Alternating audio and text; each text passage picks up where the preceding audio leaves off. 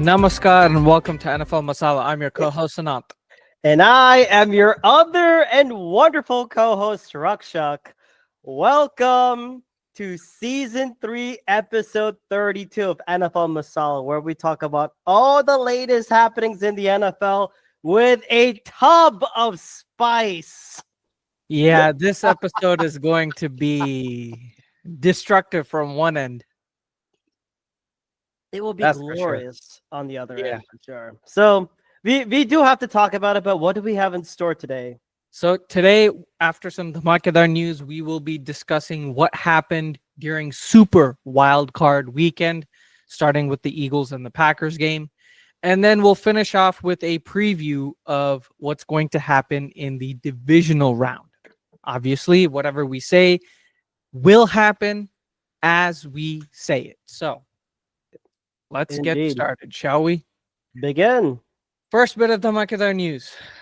Zay Flowers is unlikely to be playing versus the Bills. Surprise, surprise. The Bills made it through against the Broncos on Super Wild Card Weekend, and they are now facing the Ravens, who defeated the Steelers.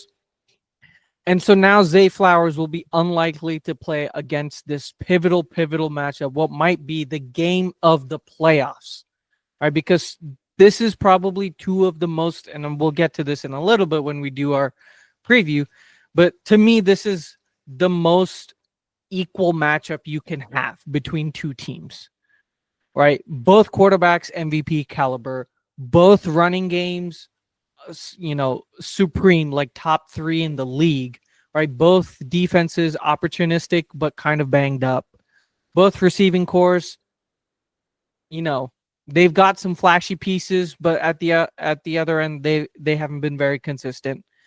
So it's going to be an incredible loss for the Ravens if Zay Flowers cannot suit up, because he's the main deep threat for them, right? And especially against an opportunistic Bills defense that you need to put away, because that offense is all powerful with Josh Allen.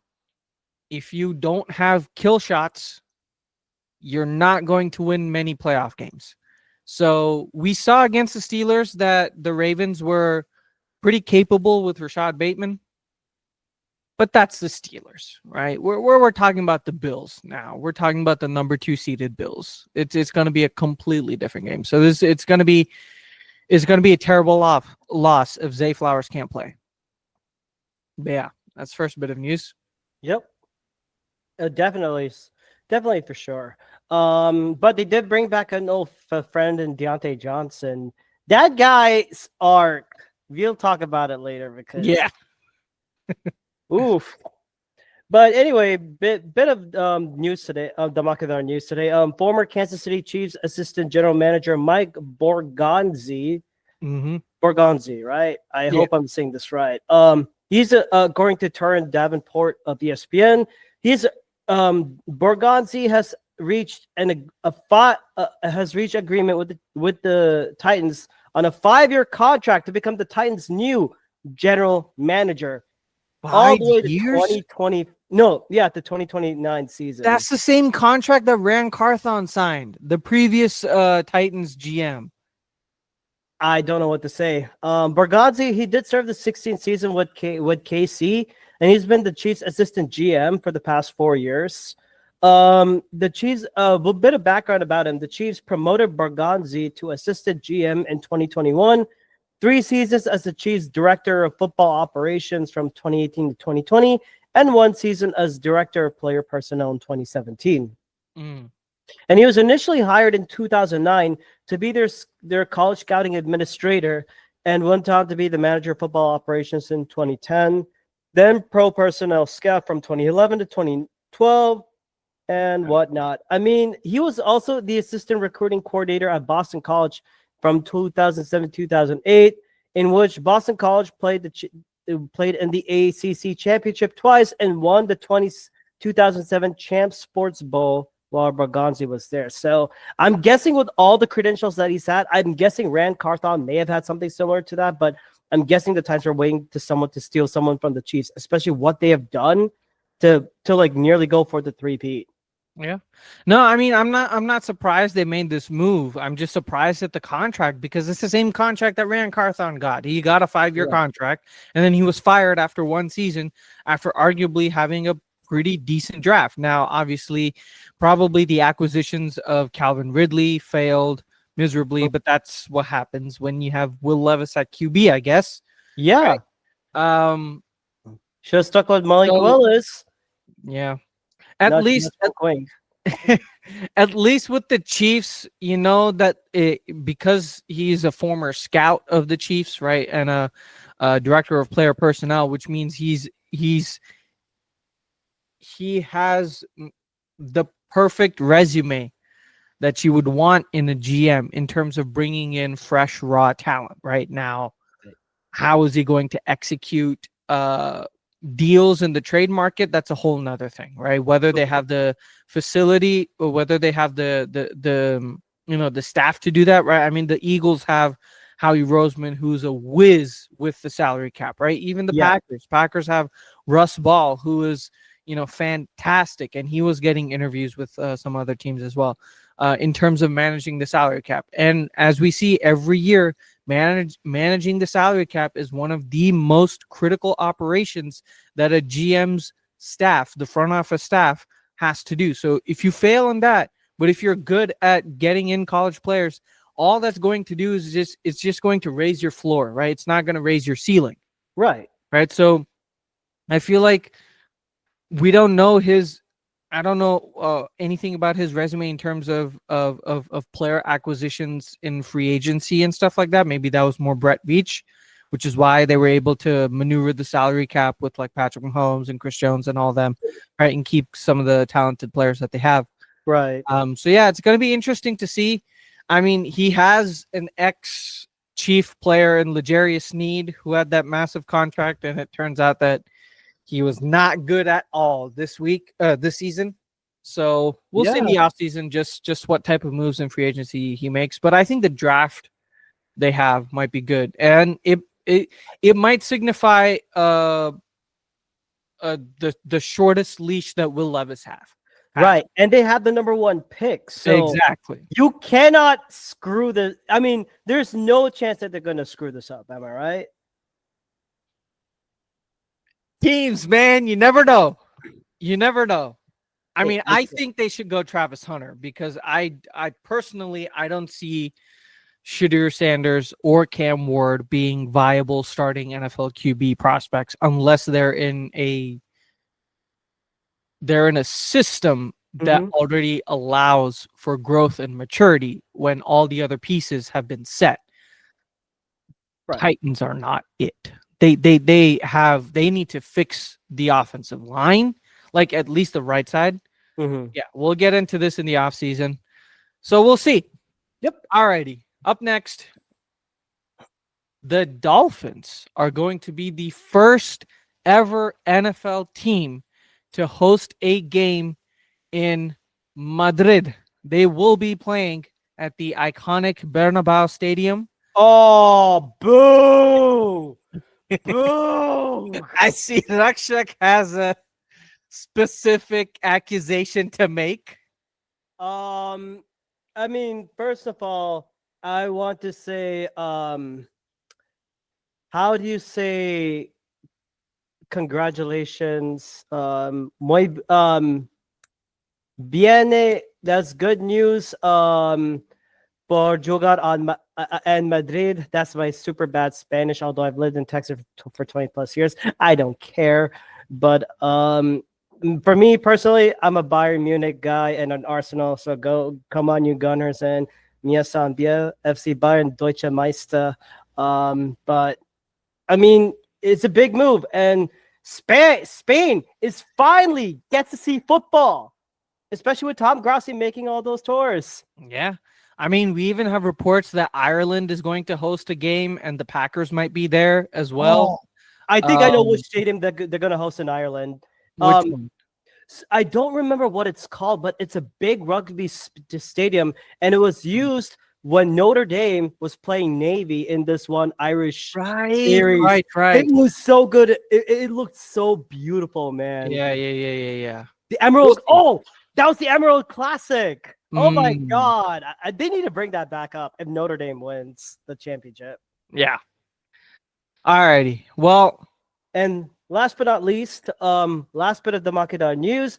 New England Patriots, according to Mike Reese of ESPN, staff writer, New England Patriots executive VP of football business, Robin Glacier, one of the franchise's highest ranking executives over the last 18 seasons, he has informed the team of her plans to resign. wow.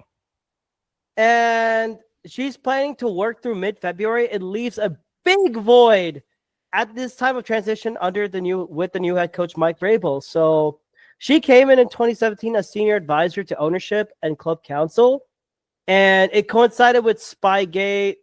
And she was VP in 2011, senior VP in 2018, before becoming in 2022 a senior VP business affairs and chief administrative officer of football. So she was actually responsible for all league business and legal relations, including league compliance. And she also evolved further as she was the senior advisor to former head coach Jared Mayo. So Okay. yeah. And she's actually done like a big she's actually done like she's helped out with like other with like off-field initiatives, charitable foundations, social justice causes. Apparently, the one that broke the news about this was Barstool Sports. Apparently, Portnoy is freaking everywhere. Alrighty.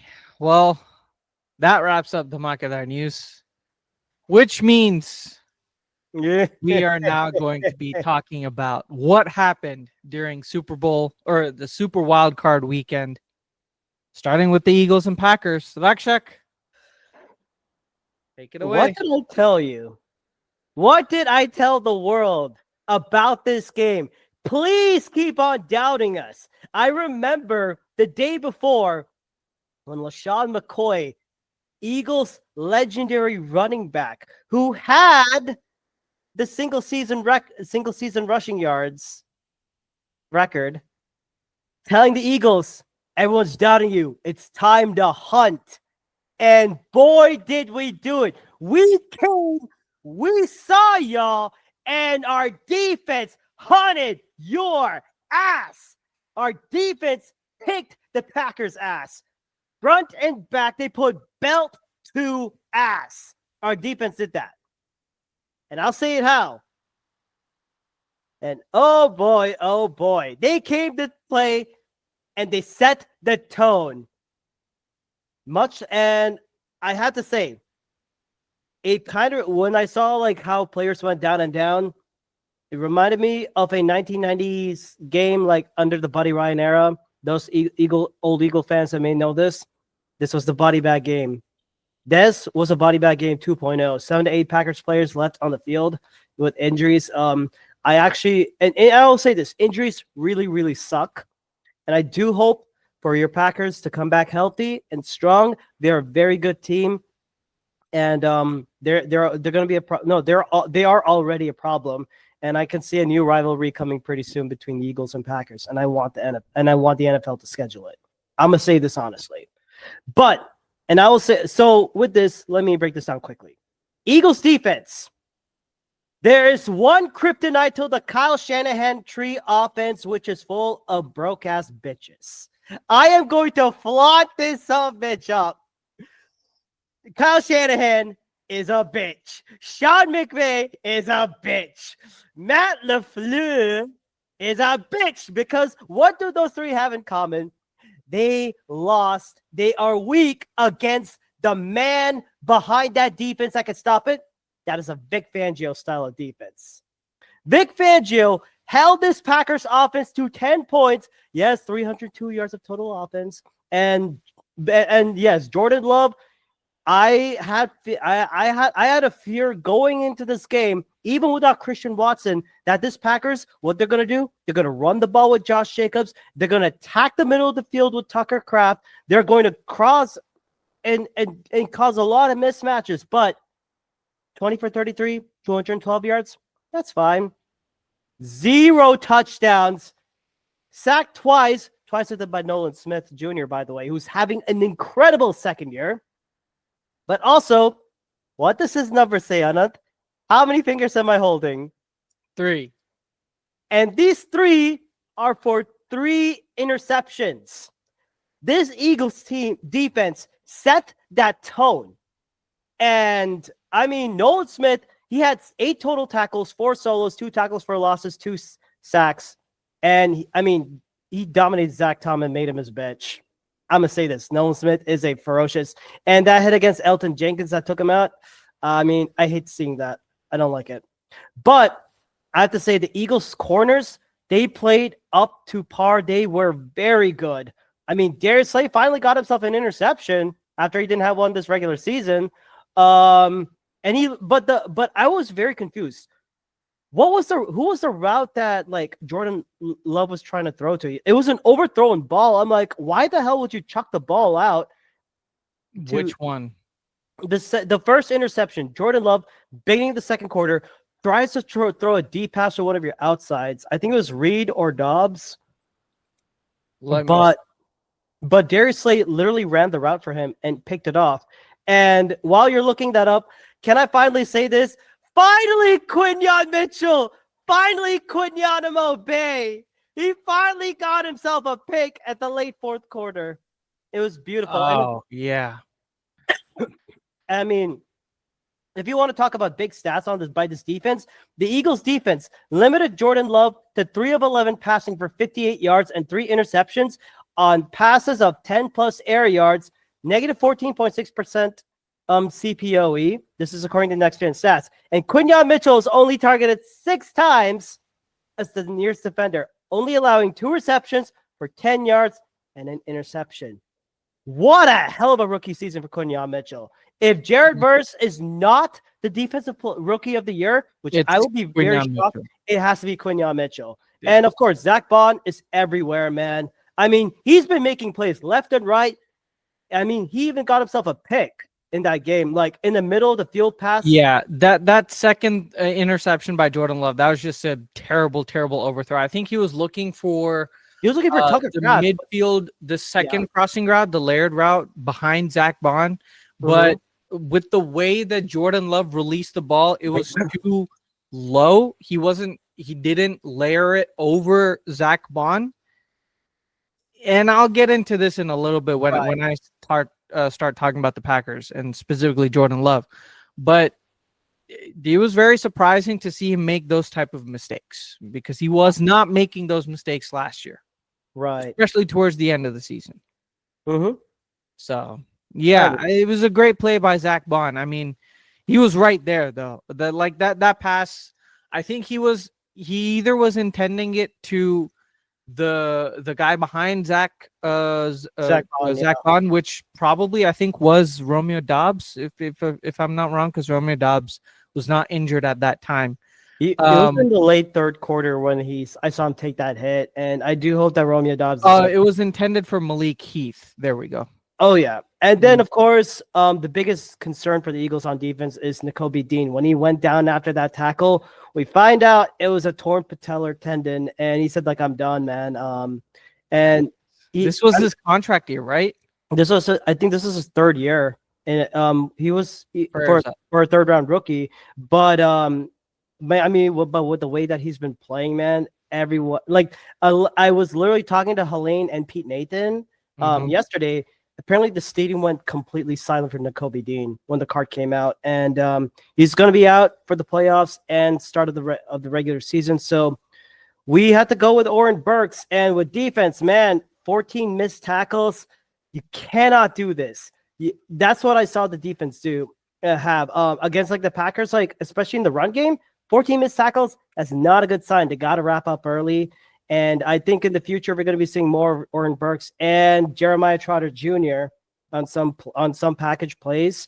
And they did sign Nicholas Morrow from last year to the Eagles practice squad to bring in depth. But the offense, oh my God, we got to talk about it. Hafley, man. Jeff Hafley. I told you guys in the preview, regardless of what I said about the Packers, what I said about the game is that both defenses are going to come to play. and neither defense allowed more than 25 points. So that's what I had said before. I will take any victory I get at this point. But I'll say this. But I think there's three things that we can all agree to. Three things that can kill an offensive drive: turnovers, penalties, and sacks. Those are the three big things. And yeah, Jalen Hurts didn't turn over the ball after with his return back, but the explosive passing games, you're and It I didn't think exist. I mean, I don't know what I'll first of all give credit to Jeff Hadley and the Packers defense. They showed up to play, and they did. But I will say this: if you are having those one-on-one separations like AJ Brown and Devontae Smith and all that stuff, I mean, you have to think of better passing plays. I'm sorry, but Kellen Moore coached North Korea style of offense. I mean, if North Korea, if you want an offensive coordinator for this type of shit show that I saw by the offense, especially with Eagles fans booing at your ass until Jalen Hurts said, like, okay, you know what? I'm gonna dial it in. And I mean, yeah, some plays I'm happy with, but it's like, come on. Smitty and Goddard made plays when he needed to, but A.J. Brown having only one catch, and then, of course, the media sparking some stupid bullshit thing on how to criticize A.J. Brown when he's reading a book, Interact Excellence, by the way, which is now the number one book best-selling in Amazon, and I just ordered the book. But hey, you know, A.J. Brown's is a great football player because he inspires people to read in Inner Excellence. I'm going to read that book. Exactly. He's a great football player. And I will say this, with Devontae Smith having 4 catches for 58 yards, I mean, credit to the Packers, but like the routes were so basic. You know what I literally saw? Hitch and come back and slants.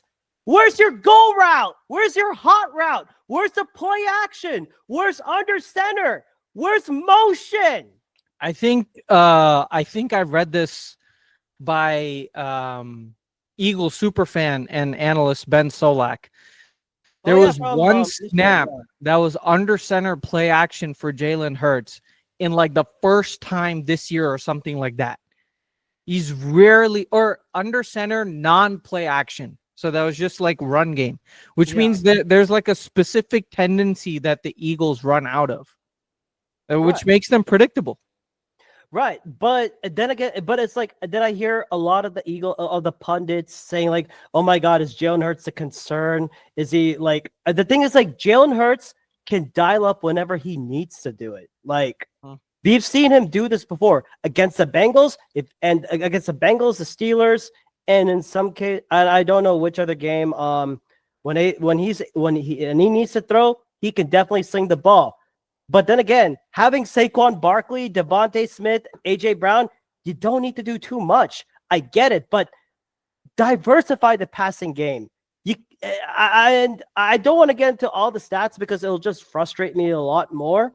But like, credit to the Packers on like trying to stop with Saquon, although he did get his 100+ yards of rushing, and he could have taken one to the house, but he slid down, and Devontae Smith was tripping his ass on that. But I want to say Jahan Dotson caught a touchdown pass before GTA 6. And credit to the Eagles offensive line, almost 6 seconds. They held up on the first play. 6.75 seconds, which is the longest time to throw on a touchdown pass from a clean pocket this year. Yeah. It's all credit to Jeff Stoutland, man. And also Dallas Goedert. That all-pro offensive line. Yeah. And Dallas Goedert, by the way, how's Carrington Valentine? Did he get I know he got baptized in the name of the Howie, in the name of Jalen Hurts, in the name of Saquon Barkley. Freaking man. Dallas Goedert shoved that ass down. No, pause. Correction. Edit that part. Dallas Goedert. I ain't editing shit. Dallas Goedert he just took Valentine's soul, shoved him down in the dirt like the bitch he was. And Jair Alexander without him, it was a bit scary. And of course, we got to talk about the first play of the game. I thought that was clearly a Packers recovery on the fumble, but apparently it was ruled on the Eagles side. So I'm like, what the hell? Yeah, I'm going to talk about that because I have a replay that I'm going to show that clearly indicates Packers recovery. No, and I think it should have been a Packers recovery on this one. But yeah, I mean, the Eagles defense, they just kicked y'all's ass. They just kicked y'all's teeth in and send y'all's asses packing to Lambeau. And offense, it was in North Korea mode. I'll just put it as that. But I think even with that, Eagles get the dub, and they come and they face our next potential opponents, the Rams. And Anand, this is your therapy session. I'm here to listen. I'm here to say it's okay. Tell me what's up. Yeah, well, thank you for that. And there's not much to say. There was not much to say. I mean, the team showed exactly who they were all season long. A mistake-prone, young, overhyped team. And that partly starts with us as well, right? Because we fed into the mindset of this team and of the capability that they had based off of last year's second half performance. But unlike last year, there were too many expectations this year and not enough of the capacity to exceed those expectations from this young team, specifically the offensive perspective. Because unlike last year, this defense went hunting for that Eagles offense, and they did an admirable job. And they had nothing, like, there's nothing to blame for this Packers defense after this performance. They held a formidable Eagles offense at bay until like the last 5 minutes. They held Saquon in check until the last 5 minutes of the game, right? When the second to last drive after the Packers failed with like 5 or 6 minutes left in the game that the Eagles had, I think that was the game where pretty much everybody knew that it was over because the Packers couldn't come back from that. It was just too insurmountable with the amount of injuries that were taken up with the lack of performances, with the lack of playoff like performances that were shown by this Packers offense. So I will say that the defense did an admirable job because unlike the Eagles defense, this Packers defense consistently generated, well, actually, not unlike. The Eagles defense did a fantastic job at generating stops, right? By generating turnovers. Packers did the same thing, except with punts. We had the best third down defense, or one of the best third down defenses all season long, and it showed this game. 2 out of 11. And there was one stat where it was like the average yards to go for third down for the Eagles offense was like 5.6 something yards, which means that the Packers defense was constantly stopping the run early on, stopping the easy throws from Jalen Hurts, and preventing the Eagles from having those like 10-minute drives that they had against the Steelers, right? They got Jalen Hurts off rhythm, especially against pressure, and he was pretty pedestrian this game. I mean, I'm not going to say that, I'm not here to say that Jalen Hurts carried this team because this game was won by the Eagles defense and the amount of mistakes that the Packers offense made, because this Eagles offense was atrocious. It was absolutely atrocious given the amount of talent that they had, given the health that they had going into this game. It was sadly really pathetic to see. Other than Saquon Barkley, there was nothing else that was really effective. Because the rush defense, while it was admirable, Saquon, we kept him in bay until the end. Saquon had his way at the end. There's only so much you can do to keep good running backs at bay for the entire length of the game, right? If the offense doesn't take the opportunities that the defense gives you, there's only so much that the defense can do. However, I will say that the Packers' pass defense was really, really good. Right under pressure, Jalen Hurts sucked, just like Jordan Love, except he didn't throw turnovers. That was the one key difference between Jordan Love and Jalen Hurts was the turnovers. We held the Eagles' offense to 121 passing yards allowed. That's it.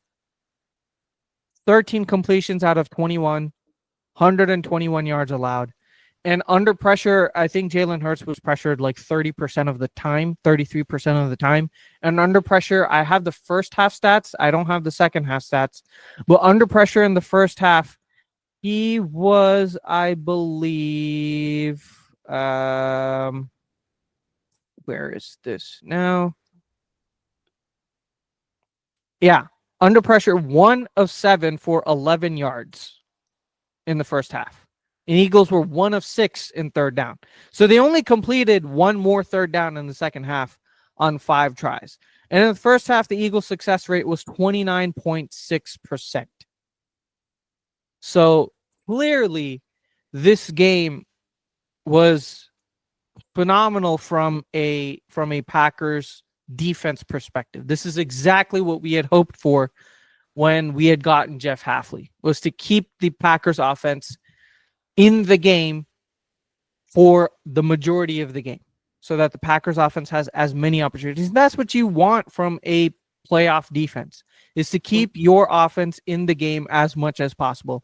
The Packers defense, they got that job done. However, the lack of 4-man pressure, that is a consistent issue with the Packers the entire year. You have your culprits are Kenny Clark, nowhere to be found. Rashawn Gary kind of turned it on towards the latter half of the season, and he had a decently good game against the Eagles and against Lane Johnson. He had a pretty good game against him. But nowhere to be found LVN, Lucas Van Ness. Kingsley Enagbari was kind of present, but he's a 5th-round pick. There's not much expectation from him. It's really the stars. The stars failed to show up on defense from the 4-man pass rush perspective. Right? Mm-hmm. We did have 2 sacks at the end, but I think one of them was like a coverage sack because the Packers secondary played their asses off, despite Carrington Valentine having 6 of 7 completions. They played their asses off against a pretty formidable Eagles weaponry. So we did get 2 sacks, a half sack by Colby Wooden, half sack by Isaiah McDuffie, and 1 sack by Rashawn Gary. And we had 33% pressure rate. So that was pretty good. But a lot of that pressure was after Jeff Hafley adjusted to a lack of 4-man rush by bringing in more blitzes, by bringing in more 5-man rush, 6-man rush. And we saw that, right? Jalen Hurts was flummoxed when there was like a critical third down, I think like 3rd and 4 or something like that. Yeah. Jalen Hurts had a wide open Saquon Barkley in the flat, but because there was blitz in his face, he couldn't get the ball off in time. So when there was blitzes, the Packers defense was getting home, and Jalen Hurts was flummoxed. Yeah. However, when there wasn't a blitz, when Jeff Hafley didn't have to manufacture pressure, 4-man pressure was non-existent. And we saw that on that touchdown pass to Jahan Dotson, right?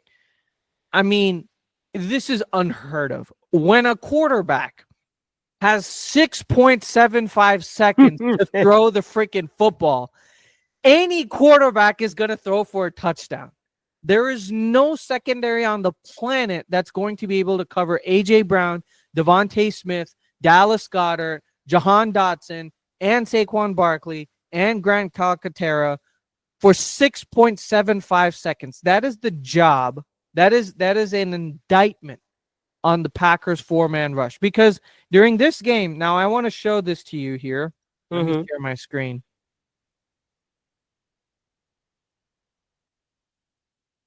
Can you see the screen?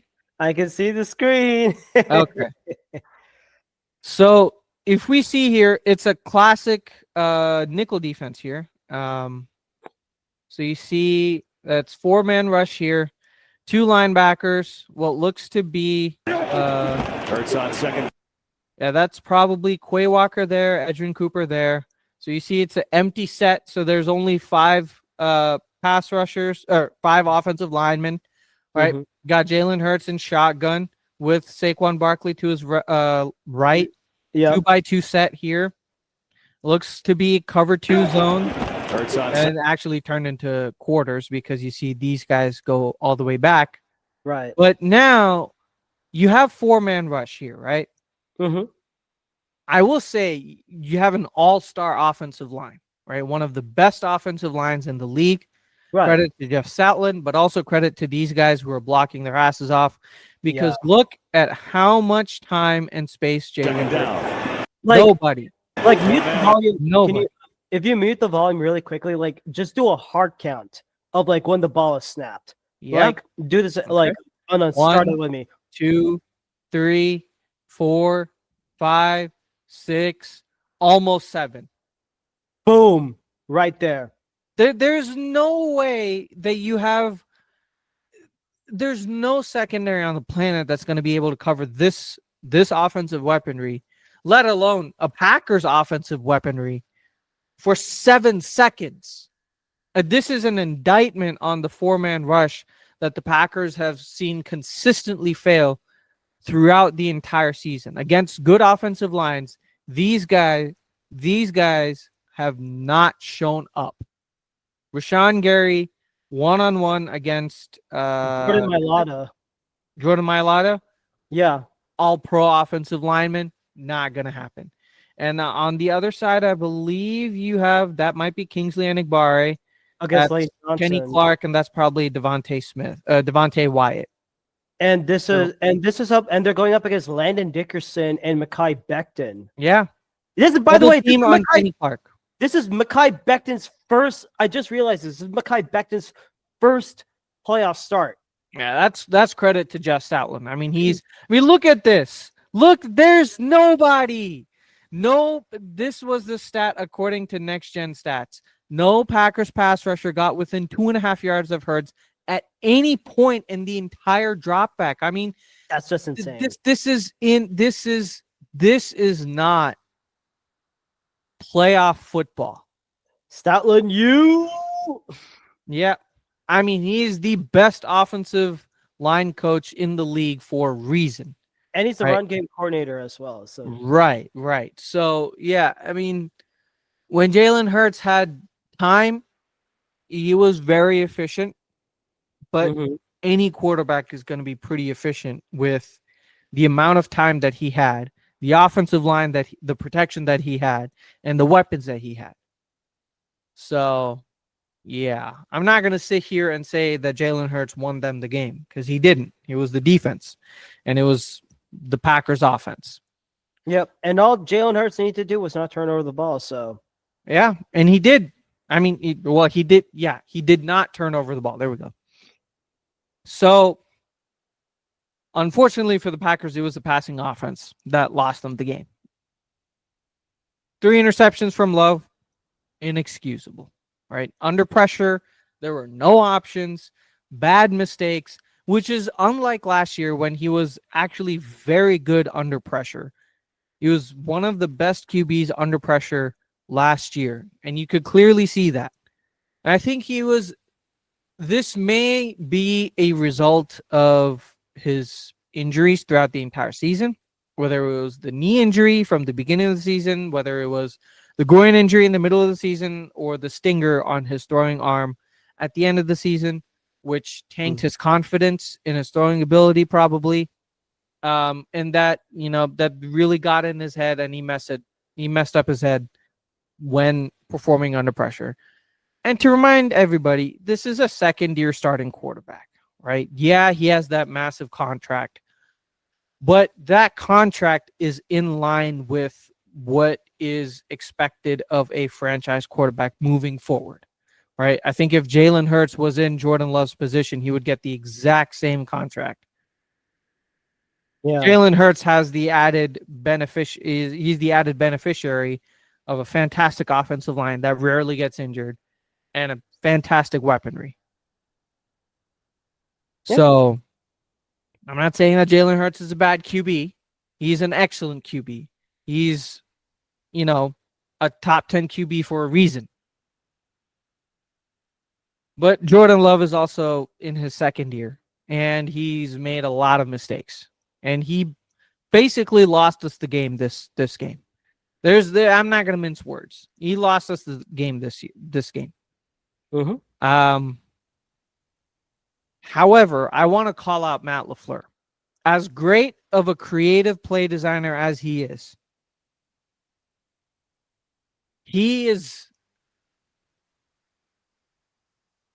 a very confounding offensive play caller because he only had 5 targets to Tucker Kraft. That did lead the team because Jordan Love spread the ball around. I mean, he had to at that point. But only 5 of 33 total targets to tight ends. When you don't have wide receivers, when your starting wide receiver is Dontavian Wicks, who is a great separator but cannot catch the football to save his life. Right? He's the second worst catcher of the football this entire season in the NFL in terms of drop percentage. When he's your leading receiver, wide receiver, and your other options are Bo Melton and Malik Heath, who are great role players, but they are role players when you have a wide receiver 1, 2, and 3, you target the tight ends. And he only targeted the tight ends 5 times. Where was Luke Musgrave? I mean, he was brought in as a receiving tight end option for this specific reason. And we saw him explode last year against the Cowboys. When everybody was busy targeting the wide receivers, Luke Musgrave was wide open. And that's the advantage that he brought to the table. So I was very confounded in why we didn't see a lot of 2 tight end sets, a lot of 3 tight end sets, a lot of extra protection, especially when Jordan Love from the first half had 2 picks, I think, in the first half, right? Yeah, 2. It was one by Darius Slay and Zach Bond. Yeah, exactly. So 2 picks in the first half. There should have been a second half adjustment, or at least a conversation between Matt LaFleur and his offensive coordinator, who is also, I think, the O-line coach, if I'm not wrong, in Adam Stenovich, to say, hey, we need more protection for Jordan Love because he is unfortunately not playing at the level that we want him to play, so we got to help him. Where was that? Mm-hmm. I didn't see that at all. So they should have targeted Kraft and Musgrave more, and that's on Matt LaFleur. That is on Matt LaFleur to design plays so that these guys are open. And I'll say this as well. I was very shocked that the Packers didn't target the middle of the field as much as I expected them to do, especially when you have 2 tight end sets. When you're saying that 2 tight end sets and you know that Nakobe Dean's out, why didn't you take advantage of it? When you know we have a backup linebacker in Oren Burks who's been shaky in coverage and who is not a good tackler, and you all have to depend upon is Zach Bond. And then I see later on, you guys started targeting Reed Blankenship, our other safety, and I'm like, hey, why aren't you doing this more often? I was very confused by the Packers' game plan on this one. Yeah, I think it was more like out of desperation from both Jordan Love and Matt LaFleur. I think the initial game plan, once the wide receiver injuries piled up, I think it got away so far from the game plan that they were just scrambling to figure out any sort of answer to this ferocious Eagle secondary. It was, unfortunately, if we were healthy, I think it's definitely a different game. I think it's a much closer game. I think the Eagles probably still win because the Packers, offense is still pretty young, but it's not 22-10. I think it's more like 22-20 at that point. Yeah, it would have been like a 2.3 point game. Exactly. So, yeah, same thing as the entire season. the key defensive stops that this Packers defense made, pissed away by the Packers passing game, just like the rest of the year. Bad drops, bad play calling, inconsistent play calling, and bad playmaking by Jordan Love. There's no way to excuse that. I mean, he sucked. He was not good this game. So we'll see how he improves over the course of the offseason, what the Packers do in the wide receiver situation. Right. We do have a deep wide receiving core, but it's not. We don't have. I mean, without Christian Watson, we don't have a wide receiver 1. We have a lot of wide receiver 2s and 3s, and we have a lot of good role players. But we don't have a wide receiver 1 like the Eagles do in AJ Brown, and I think that definitely benefits them. Right? When you have a wide receiver 1 that can, someone who makes plays when everything goes against them, that is someone that the Packers offense sorely needed, and they didn't have that. So I'm not making this as an excuse, but it definitely impacted the game. No wide receiver 1, no 2, no 3. The starting left guard, the starting center, and CB1 were all injured. And our starting interior defensive lineman in Devontae Wyatt. So you had 7 key starters missing towards the end of the game in the fourth quarter, essentially. And it clearly, the offense was impacted without Christian Watson to stretch the field. And then when Romeo Doubs went out, there were no easy catch options other than Tucker Kraft and Luke Musgrave, and Matt LaFleur did not do a good job of scheming them open, or LaFleur for throwing them open. Not LaFleur, sorry, Jordan Love for throwing them open. And then the worst one was, Romeo Doubs, but without Doubs and without Christian Watson, then you had an injury to Jaden Reed. I mean, he injured his left shoulder, I think. So that limited the variety in the play calling, and we got predictable, and everything was put on Jordan Love's plate.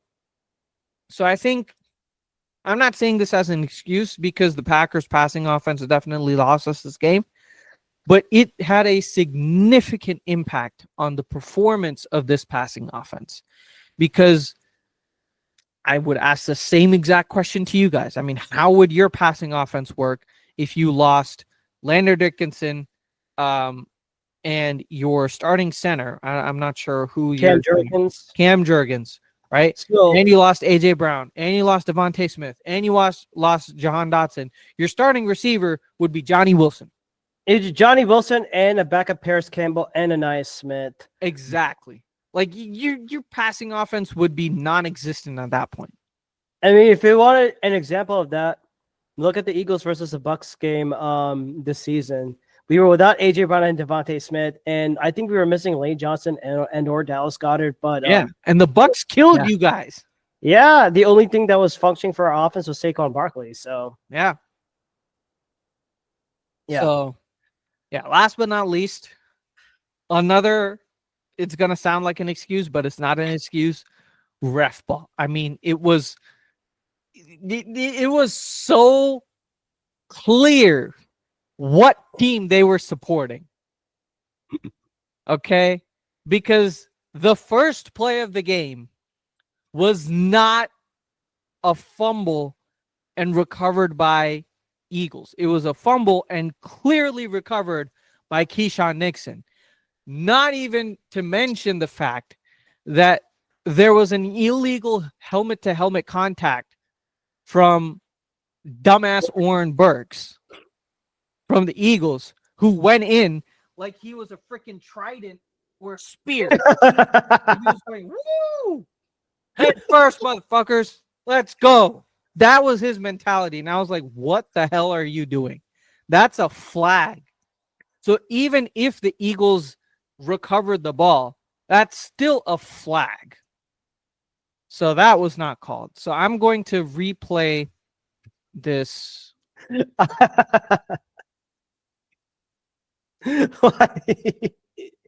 I get it, man. I get it. Yeah.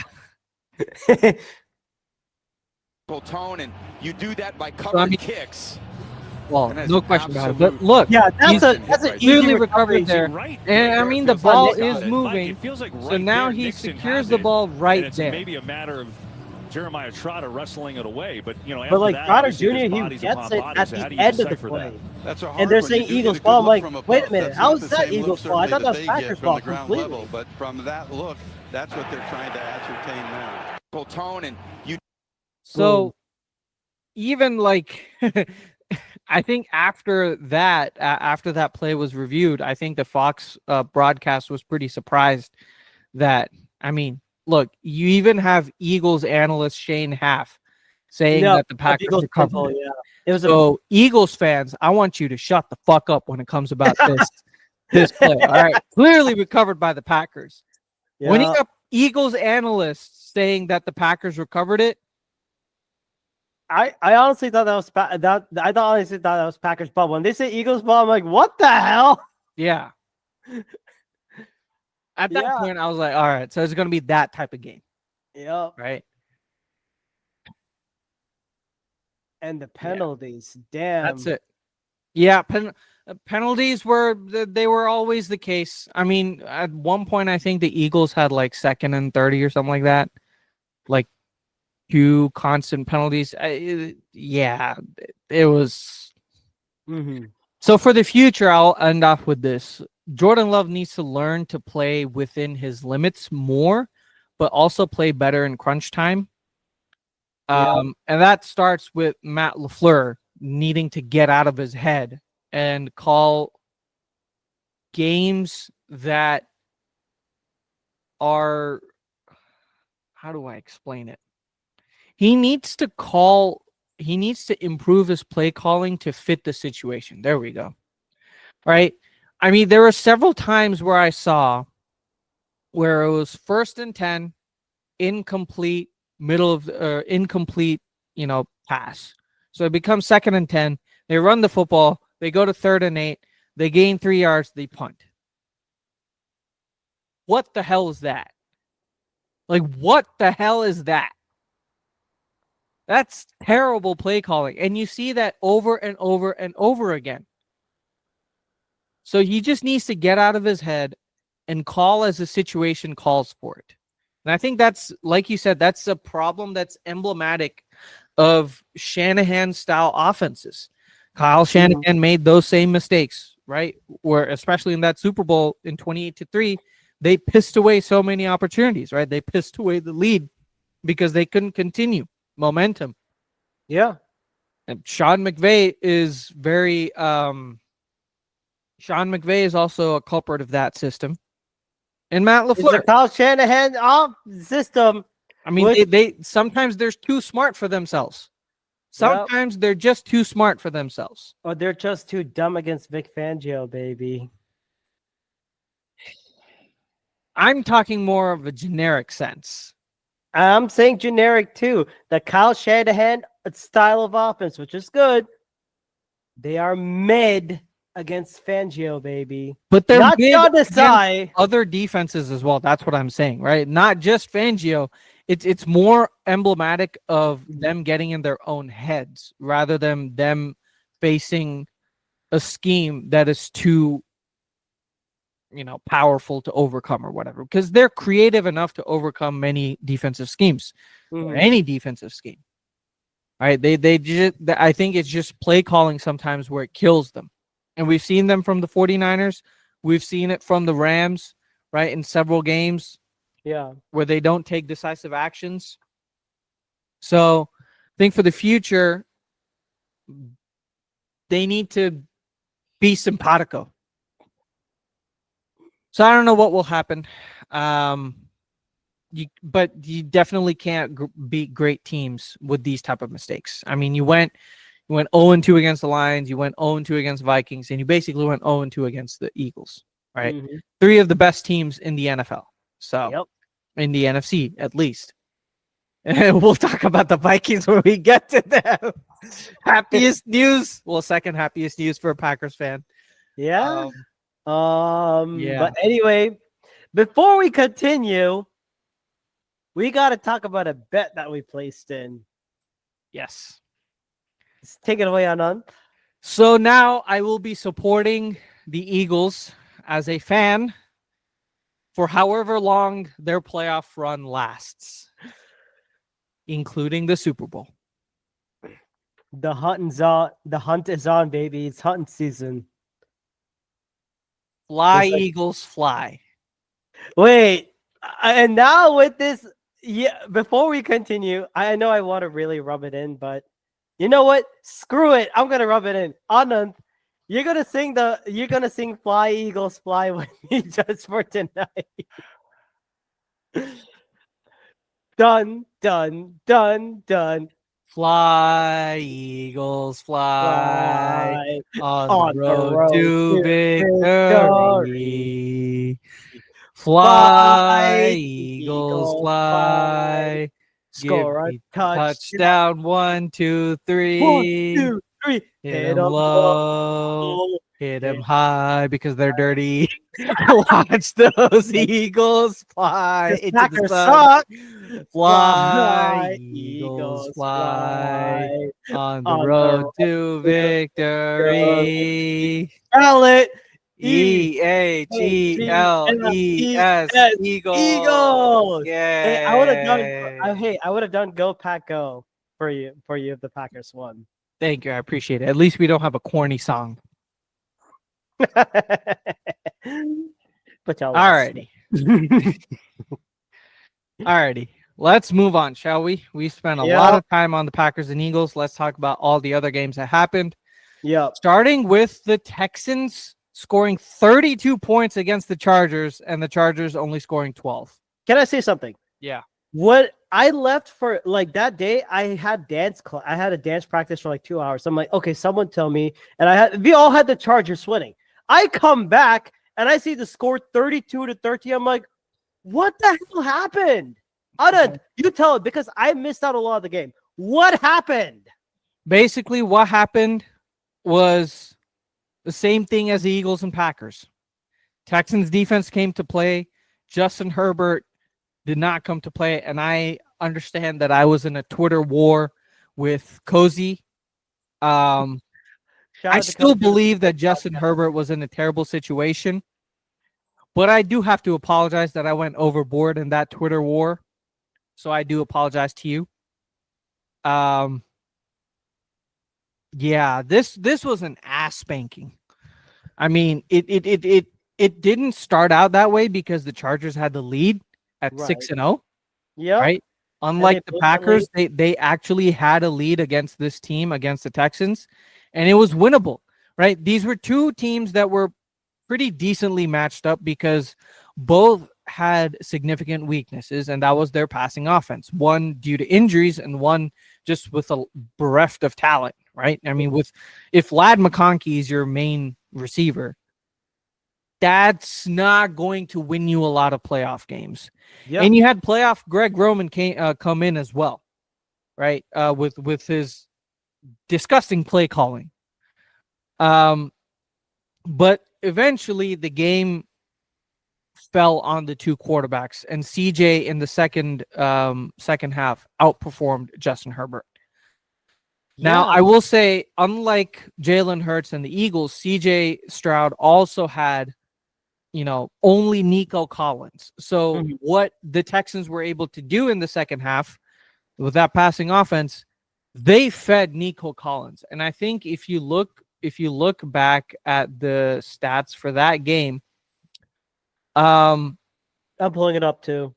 Yeah, you look at the amount of targets that Nico Collins had. 8 targets, 7 catches. Targets, 7 of them catches for 122 yards and 1 touchdown. And you can see a lot of those targets came out in the second half because let's do a countdown, right? Nico Collins had 1, 2, 3, 4, 5 in the first half, one of them for a touchdown, but not a lot of those were deep, right? There was one catch that was deep across the middle of the field for 37 yards for Nico Collins, and then his touchdown grab. But that came in late in the second quarter And that, basically gave the Texans the momentum going into the second half. But when you look at things, he was not targeted at all in the first quarter, and he was targeted 5 times with 4 completions in the second quarter. Mm-hmm. He was insanely targeted in the third quarter, and he got 5, I think 4 targets there as well. So clearly the name of the game for the Texans was target Nico Collins after the misery of the first quarter. And they started doing that close to the end of, towards the middle of the second quarter and close to the end of the second quarter when they were able to free up space for Nico Collins, and he made some incredible grabs, right? So once they started targeting Nico Collins, it kind of opened up the offense. It allowed Joe Mixon to run as well. Mm-hmm. And it allowed other catches for other targets, right? And that is what allowed them to maintain momentum going through the second half. Because when you look at the first 5 drives of the Texans, only 3 targets to Nico Collins, fumble, punt, interception, punt. Mm-hmm. But with that last drive going into the second half, they got a touchdown, then a field goal. There was a fumble, but then a field goal, punt, field goal, touchdown, end of game. Whereas the Chargers had the momentum going into the second quarter and close to at the end of the first half when they had scored 2 field goals. But unfortunately, there were just 2 in the second half. The Texans defense was the one that made more plays, and they made plays against Justin Herbert. He just didn't have enough targets to go through. He only had, he had 14 targets to Ladd McConkey. 14. And when you look at you look at the others, right? Quentin Johnston, 0 for 5. So 5 targets, 0 completions. Hassan Haskins, 1 target, 0 completions. J.K. Dobbins, 1 target, 0 completions. DJ Chark, 4 targets, 1 completion. Will Dissly, 5 targets, 2 completions. Even Ladd McConkey was like 50% on his target reception. 9 receptions for 14 targets, but he had 197 yards. That's a lot of that's basically of the yak ability. Right. And actually, in this case, a lot of that came before catch. 118 yards before catch. So they were clearly targeting him deep. His average depth of target was 15 yards. So he was like, he was the one who was moving the chains. But there is just not enough from the other receivers, especially Quentin Johnson and Will Dissly, to make it a viable passing offense. And that's why, one of the reasons why Justin Herbert ended up with 14 completions of 32 on 32 attempts on just 242 yards. All right. 4 critical interceptions, one of which was a drop from Will Dissly into the bucket of that Texans defensive player. And 3 others were, I think one of that was a very bad throw, or 2 of those were very bad throws by Justin Herbert under pressure. Okay. I think the other one was like a questionable one. Mm-hmm. But yeah, he was. I'm not going to say that Justin Herbert played well. He did not. He clearly made a ton of mistakes. But to say that, this is the war that I got in with Jalen, with all the Jalen Hurts stands on Twitter, the Eagles fans. Especially Cozy of Soup Boys, there was a war, folks. Yeah. I'm not saying that Justin Herbert played well. He played terribly. But you got to take his situation into account. When you have wide receivers who are clearly dropping the football, there's not much that a quarterback can do. Mm-hmm. Right? True. So this game was emblematic of one problem, and that is Chargers' lack of receivers. And I think that's what they need to address maybe in the first round or the second round of this upcoming draft. 3 rounds. 3 rounds, you get your starting tight end in either Tyler Warren or Colson Loveland in the first round. Then Or you get Gunnar Helm. Gunnar Helm is like a second round target probably. So or you move up to get Luther Burden. I don't know, right? Especially if he falls, if teams are looking at defensive players in the top 10 and he falls out of the top 10.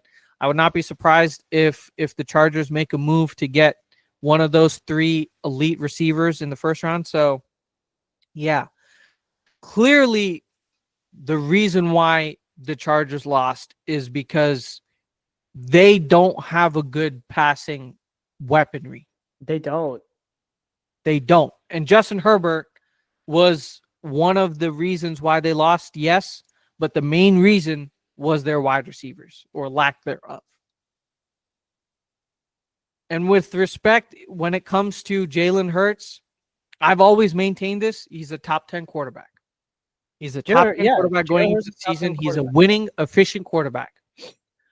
But he's also in a fantastic situation. Right? If you take Troy Aikman away from the Cowboys, from that talented offense, is he the same Troy Aikman? No. I mean, he clearly benefited from having a Hall of Famer in Emmitt Smith and a Hall of Fame offensive line and a Hall of Fame Michael Irvin. So it's like I don't hate Jalen Hurts, but I don't put him on the same pedestal that Eagles fans do. That is my statement. I will say this.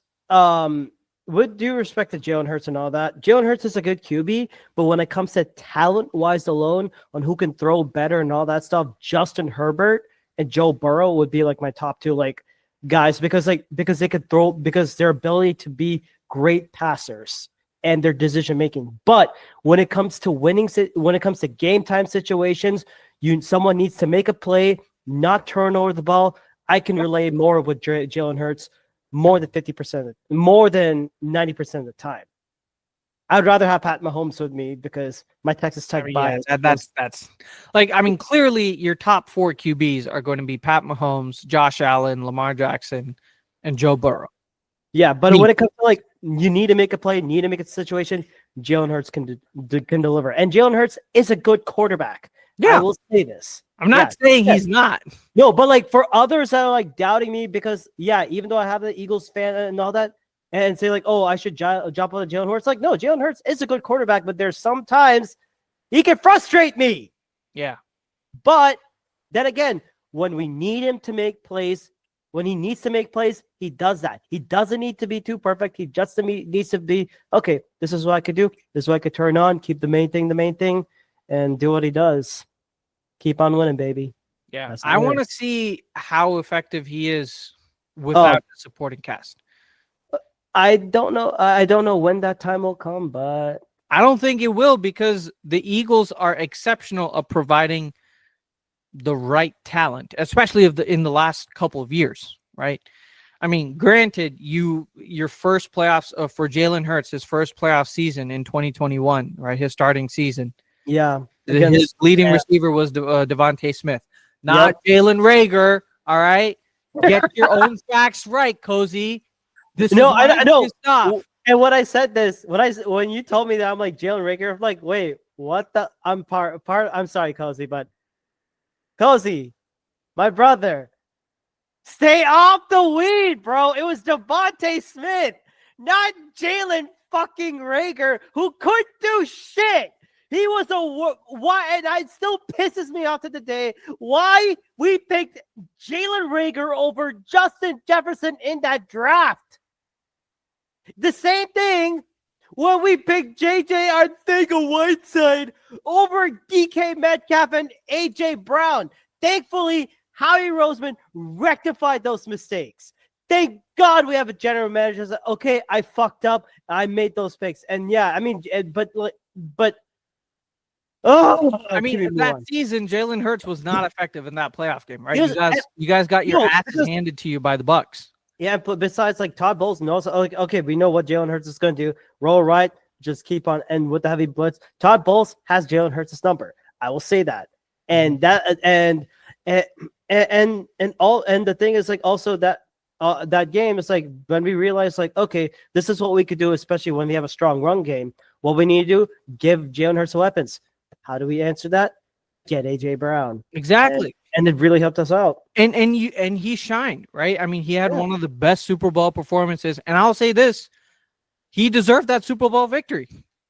And had he not made that fumble, had he not fumbled that ball, it would have been pretty much game set match. And also a questionable defensive passing interference, rough ball, and the turf being so goddamn atrocious in Arizona. Mm-hmm. I mean, Let's talk about this one. he played superbly well. He played his heart out, man. So I'm not saying that he's a bad quarterback. I mean, he's just in a phenomenal situation. And the thing is, he's done that. He's been in phenomenal situations before. If you look back at his college year, Alabama, Oklahoma, there's that. He's been in 2 winning cultures, and he knows what it needs to do to win it. And Howie was like, okay, we got to do something like that. So yeah. Let's move on. Yeah, spending way too much time. All right, now let's move on to the Ravens versus Steelers tonight on Where Is My Liquor, or Days of Our Steelers. Holy crap. All right, so the Ravens, they beat the Steelers. All right, it's 28-14. It wasn't even particularly close. I think at one point the Ravens were trying to get 300 and 300, basically 300 passing yards and 300 rushing yards in the same game or something like that. Something ridiculous. let me just pull it up. I have the stats for this. Yeah, go ahead. Baltimore rushing attack was 299 rushing yards. You know we're gonna be the Indian parent. What happened to that 1 yard? Exactly. What happened to 300? Get the bell. Not good enough. Not good.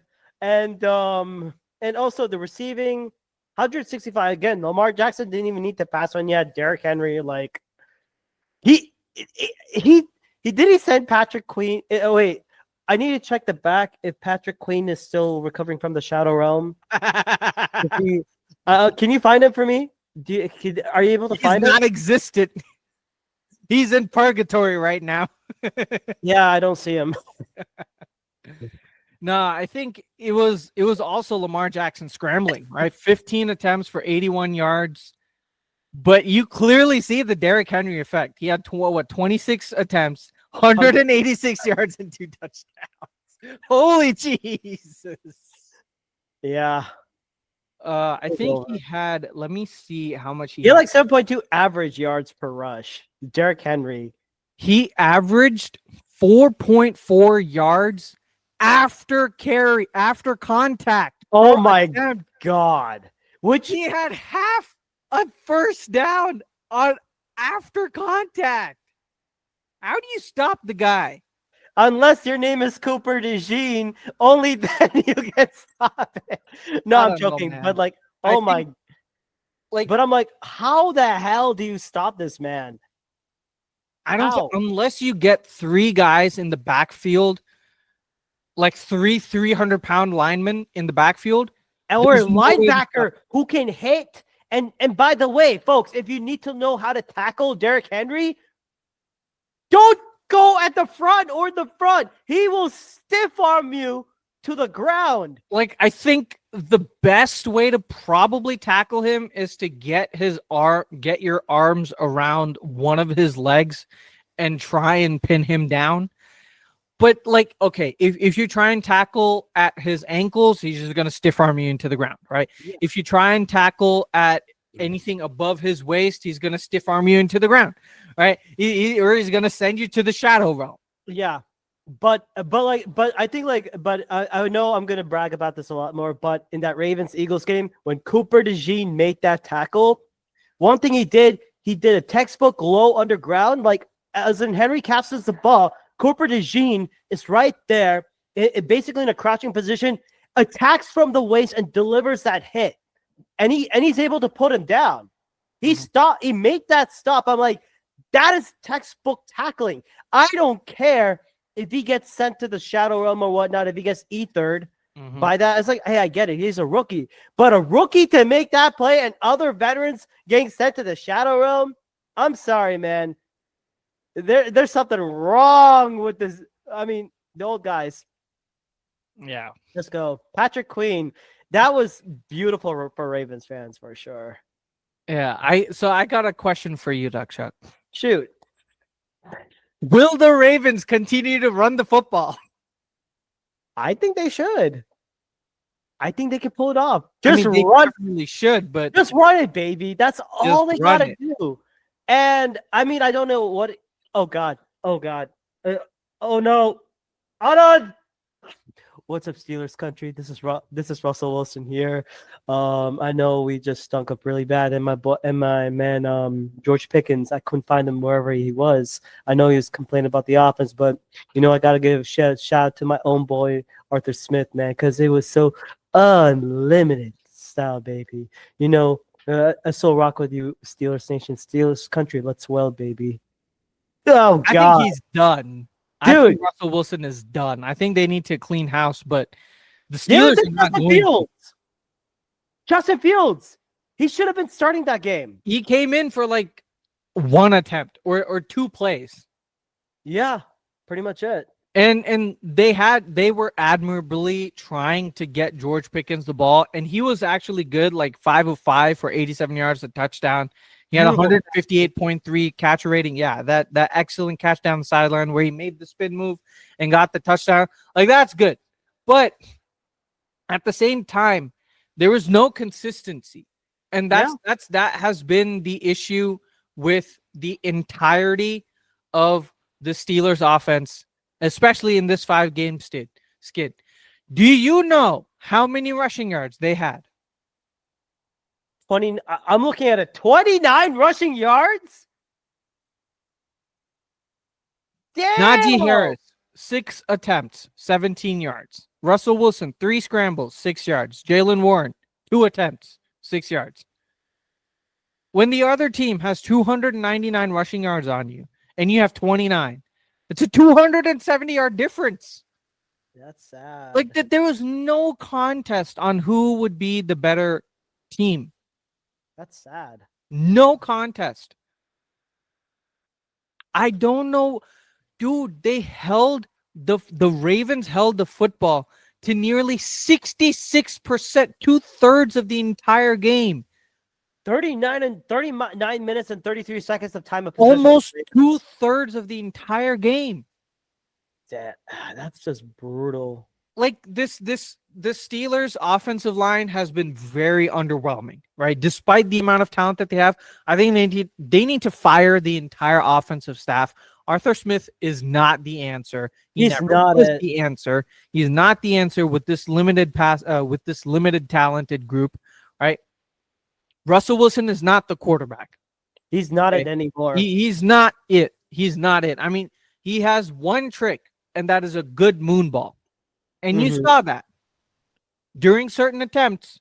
You saw that. But that was basically when the game was over. Like, it wasn't even attempted. In the first half, he was absolutely abysmal, dude.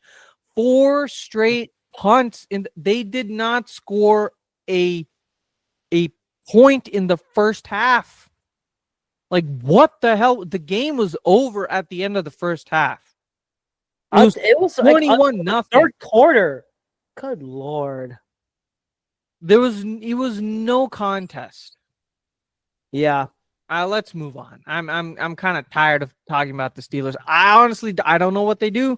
I mean, because they've kept Mike Tomlin, but I think they need a hard reset. They need a hard reset. They need an organizational refresh. Yep. But then again, this is going to happen we are still in the days of our Steelers. Mm-hmm. Nothing changes. Nothing is going to happen. They are the epitome of mediocrity. Yep. Alrighty. Another team, another blowout. Bills, Broncos. Bonus. I mean, a lot of people, especially in that, in our preseason or preview episode, right? We had John, and we had all the guests come in and say, like, hey, I think the Broncos had a shot. I said the Bills were going to win this game. I said the Bills were going to win this game. I thought it was going to be a blowout. I was like, this is going to be the blowout. Yeah. But then it was. I mean, the same situation with the Ravens and Steelers game. I think I said that game was going to be a blowout. I think I said that this game was going to be slightly closer because of Denver's defense, but Denver's defense just got ran over. Oh my Lord. Yeah, and I mean, I feel for Bo Nix, but he played his heart out. But if you're having receivers like Cortland Sutton, Troy Franklin, Marvin Mims, Javonte Williams, and your tight ends dropping passes, it doesn't really help. And I mean, on fourth downs, I get it, especially but when you're in the red zone area, take the points. I get it. I mean, they had a great start. They started with like a 43-yard bomb. Beautiful drive. Yeah, to I think Troy Franklin, right? That Oregon connection. But I think they were much like last year's, or I think they are a young, talented team that needs more talent to progress, right? They need Bo Nix to be. I think he needs to connect better with his passes and his wide receivers. You got to make catches. And I think this is the preseason, dude. Maybe you try and target T. Higgins. If T. Higgins is not signed up to a long-term contract, go after Higgins. Pair him up with Sutton and help out with Troy Franklin. Maybe also look into a tight end. I think get Tyler Ward. Tyler Ward, Gunnar Helm. Yeah, Colson Loveland, target him in the first round. I mean, he's like it's 1A, 1B at that tight end position. Yeah. Right. So definitely get one of those young tight ends that you can pair up with Bo Nix for a long time. And really this game was it wasn't even a close match. Just 31-7 Bills. Oh yeah. Bills running for 210 yards on 44 attempts. James Cook was spectacular. I mean, there have been some criminally underrated running backs this season because of the amount of shine that Saquon Barkley and Derrick Henry have had. When you look at Josh Jacobs, he was a phenomenal running back this season. James Cook was right there. I think he beat the Bills' record, that single season record for touchdowns, I think. I would not be surprised by that. He has like 16 or 17 touchdowns or something like that. So definitely a very underrated running back. And you also have Ty Johnson coming in terms of relief, 44 yards for 9 attempts. Josh Allen scrambles, 46 yards for 8 attempts. It was no contest. I turned off the game after the first quarter. I was like, I saw where this was leading. I was like, okay. When the Broncos started to fail on their drives after the first one, I was like, okay, you're giving them way too much time. All right. The Broncos had the one touchdown drive, which was the first drive of the game. Then punt, missed field goal, punt, downs. Yeah. Pretty much it. Broncos, you'll get, good season so far. Still a winning season. I mean, no, it's a good season, and you made it to the playoffs. So just got to fix a couple of things. Exactly. You're still in good hands. Exactly. Next up. I take it away, Aran. I know you've been wanting to say it. Rams versus the Skull Vikings, as Tom Grossi says. Skull Vikings.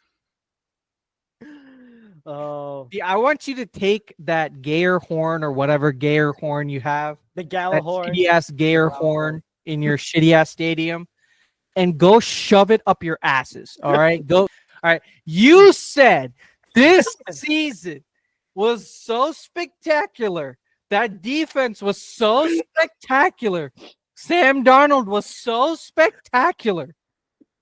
You lost to the Rams in Phoenix. The Rams don't have fans. And you not only, at least the Packers, right? At least the Packers competed for 75% of the game. You lost the game in the first quarter. You were down 10-0 in the first quarter with no pulse. I think we saw ghosts that game. Sam Darnold's it. He's done. I don't think he signs a contract more than $50 million. And do you want to hear the shocking stat? Yeah. 25 for 40, 245 yards, 1 touchdown, 1 interception. Here's the big kicker. 9 sacks. Tied a playoff record. Dude, this Rams defense. Ramshaw got the dono. It's a ferocious front. Young, ferocious front. Colby Turner, Jared Verse, Braden Fisk, Byron Young. There was no contest. I mean, there was no. I predicted that the Rams were going. I think some of us predicted that the Rams were going to win, right? I said the Rams were going to win that game, I think. But I think we had picked the Vikings, if I'm not wrong. Some of the I don't know. We'll have to check it out. But yeah, oh my God. Dude, I have a word for this. I have a sentence to describe this game. Belt to ass. We had a belt to ass. Wait. Let's bring out the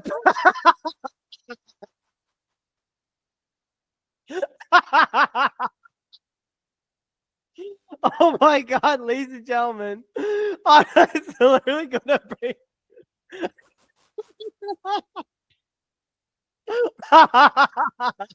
Where is it? There you go. oh no. What are you doing?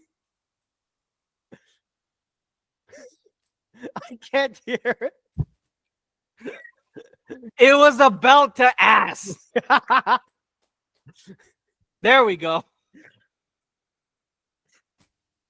There we go. I love gotta it. do it 9 times in honor of the Rams defensive. Let me just Count wait. with me. Before that, let me bow my head in silence.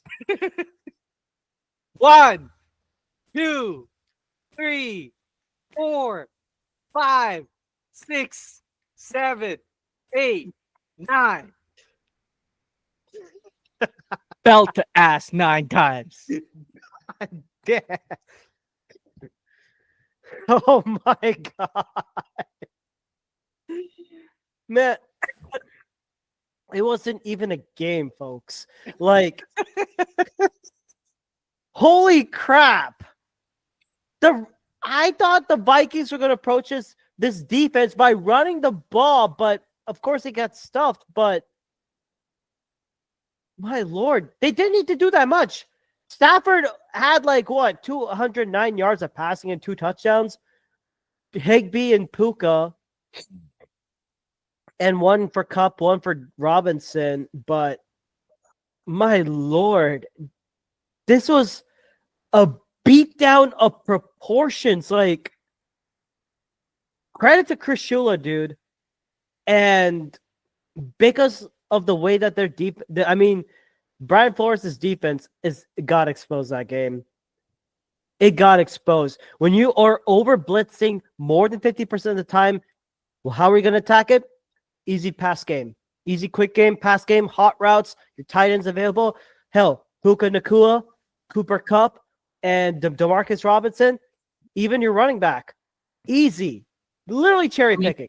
That's what I've been saying this entire offseason, or this entire season, right? People, the NFL stats nerds love to hype up Brian Flores, but every time you see him go against a good creative offensive coordinator, whether it's Matt LaFleur, whether it's Sean McVay or Kyle Shanahan, he doesn't have a good record really against them, especially in crunch situations.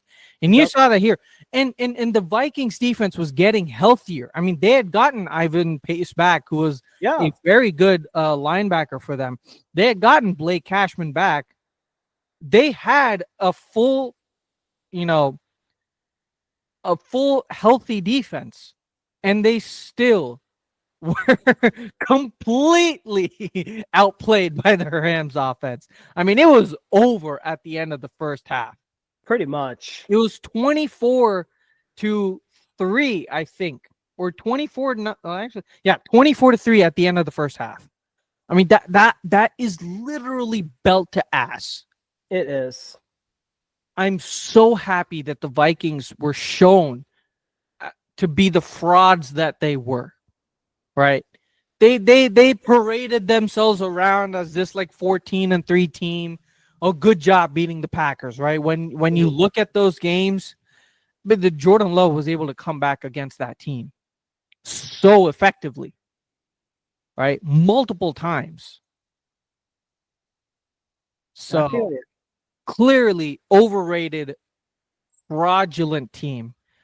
And the two people that I feel bad for are the two hosts who are Vikings fans on the Paul Farrington show. Because those guys are actually very admirable. They hate the Packers, but they're not disrespectful to them, unlike the majority of Lions and Vikings fans are, right? So I actually give credit, right? They were hyping up the Packers against the Eagles, right? Especially Paul. He was like, oh, I think the Packers have a shot, right? So I really do support them. So I do feel bad for them because they and you look at the Lions and Vikings post game show that they had, post game podcast that they had, and you could just see the amount of depression that Paul was in because he was like, dude, or not Paul, sorry, it was Ziggy. He was like, I know once Sam Darnold got exposed by the Lions defense, this was not going to be a close game. Like they were like so depressed going into this game against the Rams. I was like, you're not even going to give them a shot as Vikings fans? I mean, they were very, very against it. I mean, but you know who the biggest winner out of the entire thing is? I mean, I know it sucks for me to say this, but JJ McCarthy. He's definitely good. I mean, Starting quarterback. Yeah, he's definitely the starter. No, Sam Darnold cannot start next year. Hell, I was surprised that Daniel Jones didn't even get snaps in this game. Yeah, I mean, dude, 9 sacks, 82 yards combined lost, and okay, half of it is Kevin O'Connell's fault. When you have Justin Jefferson, Jordan Addison, Aaron Jones, TJ Hawkinson, you should find creative ways to get them the ball. Yeah. But there were so many receivers open, dude. It was the same thing that I said against when they lost to the Lions. Like in those situations, Sam Darnold just folded like a freaking lawn chair. I did mention something before. If you put pressure on Sam Darnold, what does he become? He becomes a headless chicken. And that's what happened. Yeah. I mean, I'm not sure he had more than like 2.5 seconds. I don't even know if he had time at all. Because the Vikings had, yes, you had issues with your offensive line, but what's the best way to help them out? Run the ball. Misdirection. Where the hell was it? I don't know. Is it there? Is it in my cup? Is it in your room? I don't know. I didn't even see any adjustments at all. Mm-hmm. Oh, so here it is. Taking a step further and accounting for Sam's 50 dropbacks comparing to the league average of 36. Pressure rate under 2.5 seconds. He was pressured 22% of the time.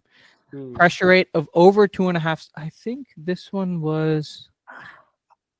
Okay, all right. So Dan Orlovsky and Brett Coleman were going at it, right? Brett Coleman basically said in this game, 11 out of 24 pressures were under 2.5 seconds. Oh my 13 of them were over 2.5 seconds. So for those 11 pressures, it's understandable. Now he says here, the average number of pressures given up in under 2.5 seconds per team per week on the regular season of the NFL is about 7.3. And the average number of pressures given up per week per team is over 2.5 seconds is 4.4. So they were way higher in terms of the amount of pressures that were delivered with more than 2.5 seconds. So what does that mean, basically? What? Sam Darnold held on to the football. Way too long. He was way too indecisive. He did not make quick reads. And when he held on to the ball, the Rams got to him. 13 pressures. So, And the Rams only had like what, 4-man, 5-man fronts? They didn't yeah, even on average, I don't think they blitzed a lot. If we take a look at their blitzing numbers, Sam Darnold was blitzed 7 out of his 40 attempts. Oh my God. Whereas Matt Stafford was blitzed 18 times on his 27 attempts, so nearly 50%. That's what we said about Brian Flores' defense, right? Yep. Alrighty. And now we got to talk about, I thought, one of the best games ever. The Commanders versus the Bucks. Holy crap. Dude, that was a Masala game of the weekend. That was the only playoff game, right? Other than the Packers and Eagles for 75% of the time, that was the only playoff game. Pretty much. But I mean, is it safe to say that the Commanders, they may have reached early, but make it this far with a rookie QB and a brand new coaching staff? I didn't expect it at all. They are last year's Packers. I mean, Jaden Daniels, what a hell of a game played by him, man. 24 for 35, 268 yards of passing, 2 touchdowns, 1 sack. He is so hard to get, especially on those crucial third downs. His ability to run and escape sacks makes him so dangerous. You saw Kalijah Cansey try to go after him, grabbing the towel set, and he was so mad. It's like, damn it, I know what that is. And I mean, you got to give credit to the receiving core. Eckler and Robinson Jr. Yeah, it's fine. The run got shut out, but when Daniels needed to make plays, he did that. But the passing game, De'Ami Brown, and of course, Scary Terry. Elite. Scary Terry is so damn fun to watch, man. Uh-huh. But and of course, I just don't know what to say about this team, because I heard the radio saying like the cardiac commanders and all that. Cardiac to clutch commanders. Yeah, I get it. Yeah. And but on the Bucks, again, Mike Evans just destroyed Marshawn Lattimore. Just get Lattimore out of the league. But Baker Mayfield, 2 turnovers, 2 sacks, and 2 fumbles. That's what costed the game for the Bucks. But it was a very close game. It was a fun battle to watch. Yeah. I would say passing wise, Baker Mayfield was good. I mean, he was very efficient, 15 of 18 for 185 yards. But yeah, like you said, those 2 fumbles, man, those really turned the game on its head and allowed the Commanders to get back in the game. Especially that last fumble. Oh, right? Man. Yeah. I believe in the 4th quarter, right? At the beginning of the 4th quarter. That's what allowed the Commanders to get a touchdown and get the lead. Yep. And then the Commanders, their defense actually came to play. They got pressure on Mayfield. They did their best to shut out the run as much as they can, even though Bucky got 77 yards. But I mean, they made it earn. And especially on a 3rd and 1, Bucky Irving trying to go to the right, immediately snuffed out by Darnell Armstrong and Noah Igbinoghene. Yeah. And having Bobby Wagner on your team really, really helps in the linebacking position. And I mean, Commanders, they played a hell of a game. Yeah. And you know what? I would not be surprised if they I think coming up when we talk about matchups, I may have a beat the dome moment right there. Okay. I might. Okay. All righty. Let's see. Next up, to wrap up this preview week, the Masala moment of the week. I know you have a play in mind. I have a play in mind as well, and I think that's going to be Troy Franklin and that touchdown pass, because Beautiful. it was absolutely fantastic. Hopefully I can find it. Where is it? Nope, that's not it.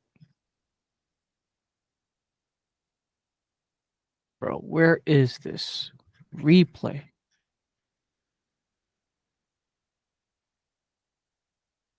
I think my Masala play of the game. Yeah, you go ahead. If you have it, go I ahead. think that'll be. I think you'll like this one very much more. Mhm.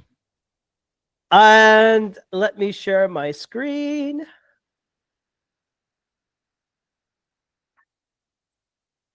So, can you see it? Yeah. So here's what we're gonna have: $37. I know you like this one. I mean, I could have gone with the Dallas Goddard stiff arm from hell, but I thought that's what you were going to go with. I was thinking about that too, but I thought this one was like a little bit more impressive. But the way things turned out, I thought the Dallas Goddard one was good, but okay. But here's what happened. Sam Darnold, he's signaling, trying to cry for help. The Rams are showing blitz, but then they immediately pull back. They're showing a 4 or 5 man front. Way too long. Jared Verse picks it up and runs it in for a touchdown. Ooh, That 10 was out of 10. fantastic. 10 out of 10 on the leap. Yeah, and if you scroll back, actually, yeah, so you can clearly see that they're trying to. I think Sam Darnold reads that they're going to bring a like a 6-man blitz, right? But if you see, they only bring 4 guys, but it's the different 4 guys 2, right 3, here. 4. Yeah. It confuses the offensive line so much.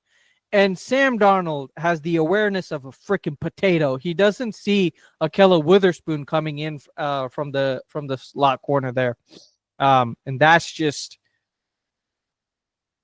it's fantastic on like those type of plays.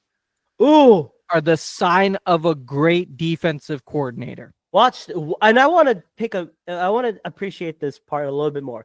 Did you see that vertical Verse had? Look at it. This is He jumped 10 feet across, 15 feet across. Wait, let's. I'm actually. I know. He right jumped there, from at the the 3-yard line. line. And like 2 yards inside the end Let's zone see it. where he landed. Boom. So look at his right leg. Leap off marker. Look at that. That's almost 3 yards inside. So he jumped, he lunged forward for 6 yards or 18 feet. That's just beautiful right there.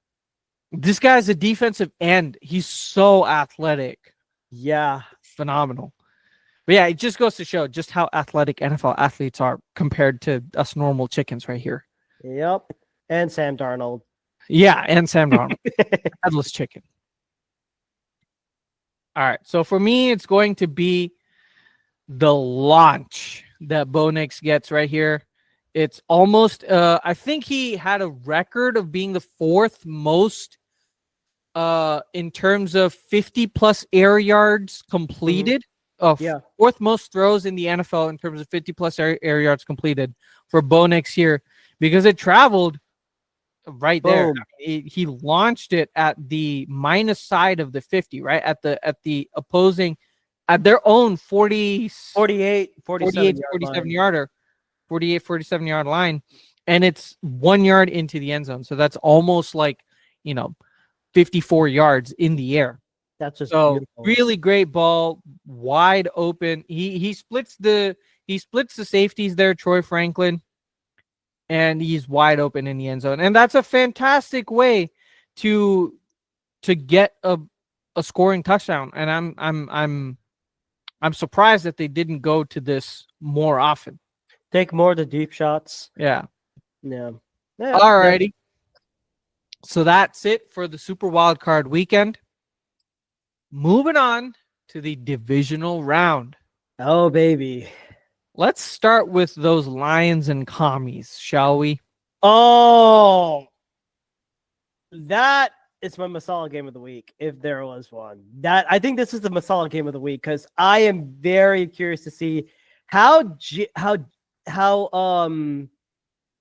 Daniels, offensive rookie of the year, goes up against a very good Lions defense that is well rested.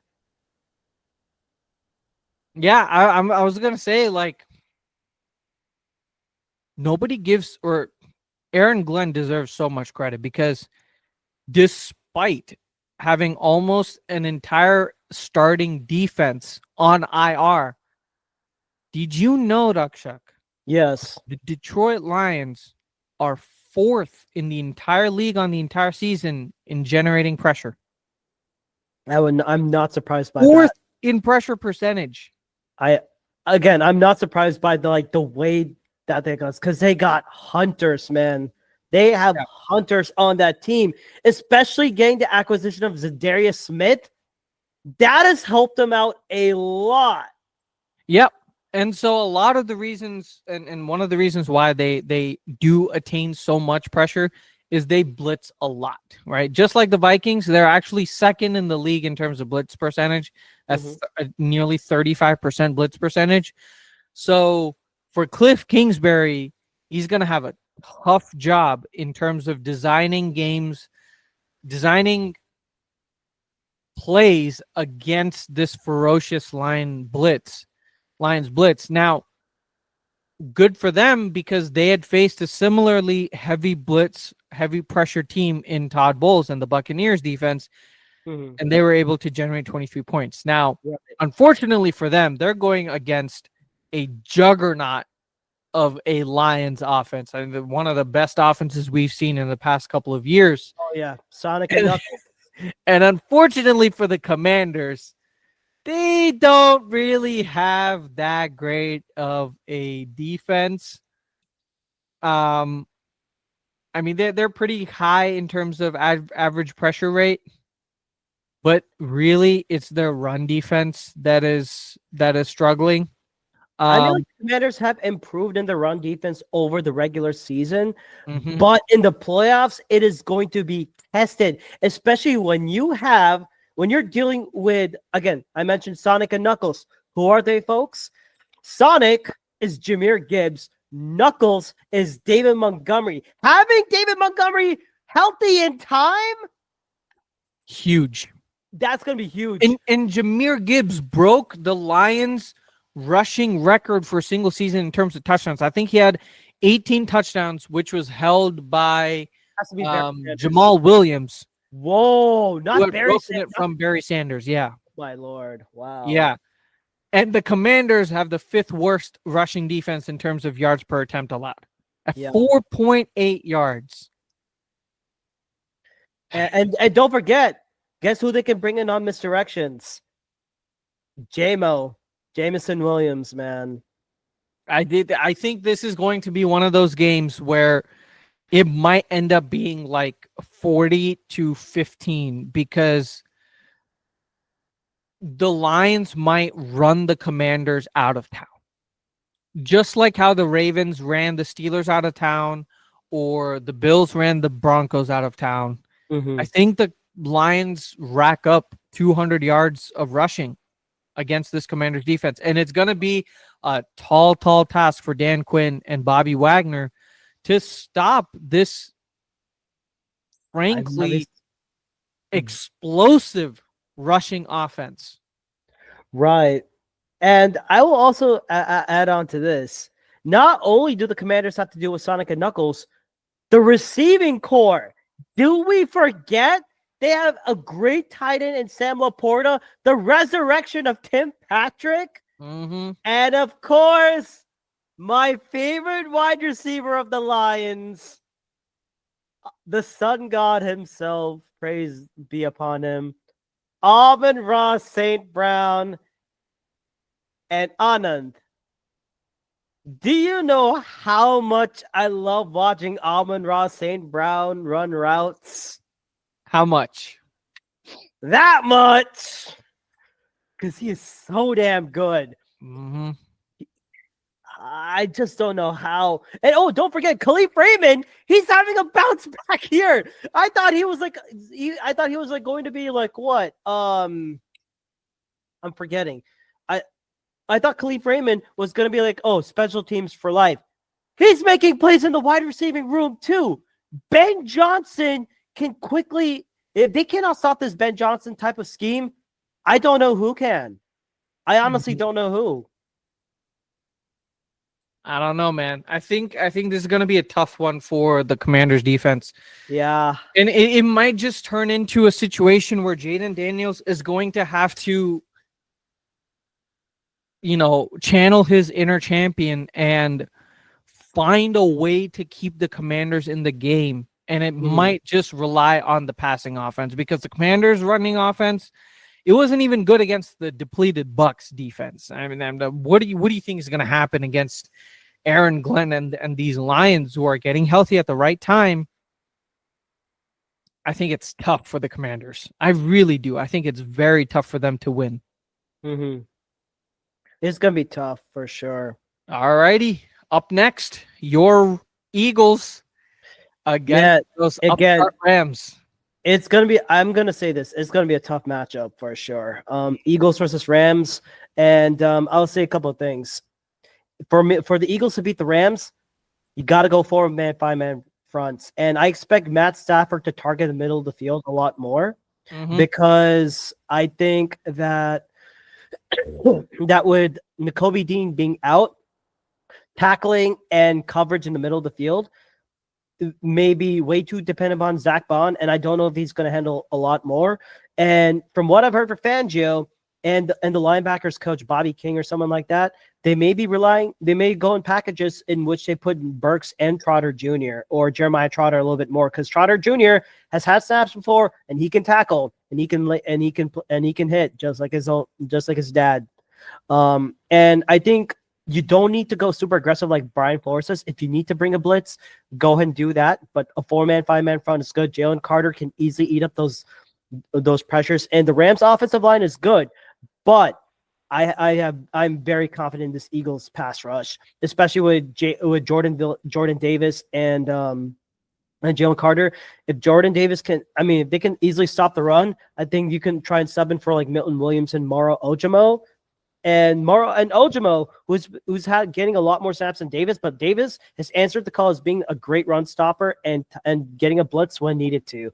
And but the edges, Nolan Smith having himself a hell of a season. I think it's also going to be dependent on Nolan Smith and Joshua attacking, and the corners knowing fully well that if Tyler Higbee can return, and I think they could go 2 tight end sets with Tyler Higbee and Kobe Parkinson, is all up to the linebackers to stop that. And then the secondary, yes, Puka Nacua went for 117 yards, but Cooper Kupp was shut down by Cooper DeJean. And I expect the Eagles, they have to go more press man coverage, because Sean McVay is going to try and dial up more misdirection and try and get more motion. So I think more motion and pre-snap. So I think it has to be the matchups and who you place who. Quinyon Mitchell, Cooper DeJean, Darius Slay, they have to play sticky coverage. And I also trust Reed Blankenship and Chauncey Gardner-Johnson to do their cover abilities as well. But they have to stick like butter in this one. Stick like glue. They got to play tight press man and time the blitzes if needed. But get pressure on Matt Stafford and also stop Kyron Williams from. Kyron Williams is a good runner, but he's prone to fumbles. We saw that before, and I think I think the Eagles can pull it off again. Now, on the Eagles offensive side, the Rams defense has played very well. So in the last couple of games, they've held the rushing attack a little bit. They've held off. They held in the run game since week 12 or something like that, but I would say the Rams, they're going to try and stack the box a lot more against the Eagles. If I were to pull, they're, especially with their defensive line consisting of Braden Fisk, Jared Verse, Neville Gallimore, Kobe Turner, Byron Young, but their linebackers in Christian Rosenboom and Omar Spites and Neville Gallimore, I think the Eagles can still try and run up the ball, because the Rams' defensive line is small, but they've attacked with power. They went up against an easy Vikings offensive line that had and they got 9 sacks. But against this tall Eagles and very tough offensive line, it's going to be a little bit more difficult. But I expect Chris Shula to stack the box and bring in the blitz, then force Jalen Hurts to pass. But now hearing that it's probably going to snow in Philadelphia, I think this could be more of a run game attack and a death by 1,000 paper cuts approach the Eagles go with Kellen Moore, if he's not too distracted with other coaching interviews, especially with the Cowboys. So if I am Jalen Hurts, you got to throw the ball quickly. I think this is where you have to lean on to a quick passing attack. I would trust them to try and target Devontae Smith and A.J. Brown, but in the middle of the field, where I want to see a lot more proper schemes, especially with like crossers, mesh, slants, crash routes, etc. Like, I want to see more play action, under center, deep balls. I think if that's the case, target the middle of the field, because you with the way that having Dallas Goedert and Grant Calcaterra back, maybe you go 2 tight end sets. Maybe you put in Smith in the middle in the slot formation along with AJ Brown, and hell, Dotson getting a touchdown catch. That's also got to put in a threat as well. And I would like to see Jalen Hurts like attack the middle of the field early. And when you see a chance in that one-on-one coverage, beat it, because I highly doubt that Kobe Durant and Darius Williams, who are like 5'8", 5'9", less than 6 feet, I doubt they can stop Devontae Smith and AJ Brown. But if Ahkello Witherspoon does not return by Sunday, because he's been held questionable, he's been out of practice for 2 straight days, I think this is where the Eagles can easily match up. But when it comes to, like, again, the Rams defensive line, they're good. They're young. But to go up against an all-pro Eagles offensive line that has Saquon Barkley, I would trust the run game a little bit more, especially when it's snowing. And Jake Elliott's got to make those kicks, man. And I think this is a time where he could be a liability in this case. And again, Eagles, death by 1,000 paper cuts approach. Take it easy. No need to force a big plays. Don't do the 3 things: penalties, sacks, and turnovers. Those can kill offensive drives. Defense, 4-5 man fronts. Just pressure Stafford, get on his face, hands up, and knock the ball if you need to. Don't blitz too much. Just control it. Controlled violence. Press man coverage. I need a breakout game. I think this could be a breakout game for Jeremiah Trotter Jr. because he may take a lot more snaps than Oren Burks, and Trotter Jr. can tackle. Maybe there are situations in which they can bring Trotter Jr. as a blitzing linebacker and have Burks and Bond in coverage, or they pull off some stunt like that. And it's going to be a fun game. It's going to be tough, but in snowy conditions, I trust the Eagles to win because Matt Stafford is 1-8 outside the dome, especially in the winter games. And last time Stafford played in a snowy Philly game, it was the Snow Bowl in 2014, and when LaShawn McCoy broke for 200 yards of rushing, he jumped over a Lions defender. I think the Eagles will win this game 24-20. It's going to be a very tight, sloppy game. It's going to be windy. It's going to be snowy, and of course, we're facing the same referee that kicked out Chauncey Gardner-Johnson twice for some stupid unsportsmanlike conduct penalties. Mm-hmm. And I dare you do the same thing in fucking Philly, man, because you're going to come after your ass. You're going to pelt your ass with snowballs this time. Not Santa Claus, motherfucker. Understand that. And Jared Verse, thank you very much for the bulletin board material saying, I hate Philly fans. Oh, man, you're going to love it, man. We're the city of brotherly love. Oh, yeah, right. Yeah, right. Misogynistic fans over there. Did you hear about that? I heard about that. Packer fans over there who are getting heckled. Only, but when that guy calling that couple some choice words, that's like that guy gives a bad name. Honestly, that guy's a jackass, and I'm happy that the Eagles banned him from the stadium for the next couple of games. I know he's an outlier, but there's a reason why Eagles fans are consistently rated as one of the worst fan bases in terms of opposing teams. Because there's like, I've had personal experience that backs up my claims. 2022, yeah. So, anyways, yeah, it's going to be tough for the Rams. I think this is the one matchup that they really didn't want, because the Rams, as of late, have not had a good rush defense. And this is something that, Saquon Barkley can definitely exploit. He's not facing the Packers rush defense.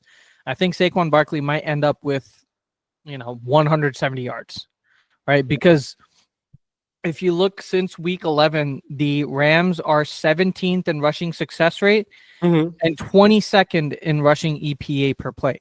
Right. So that basically means that on average, they give up sustained runs and explosive runs as well, to the tune of bottom third in the league, which is actually where the Washington Commanders are. So I could see whoever having the better running game Mm-hmm. winning this game, because I think if the Eagles focus on Saquon Barkley, it won't leave a lot for Jalen Hurts to do. You would just have to be secure with the football, and he's really good at that. Yeah, just Right? make the right plays. That's all there is. Right.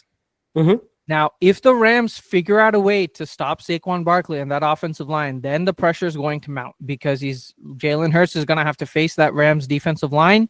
He's going to have to face that pressure.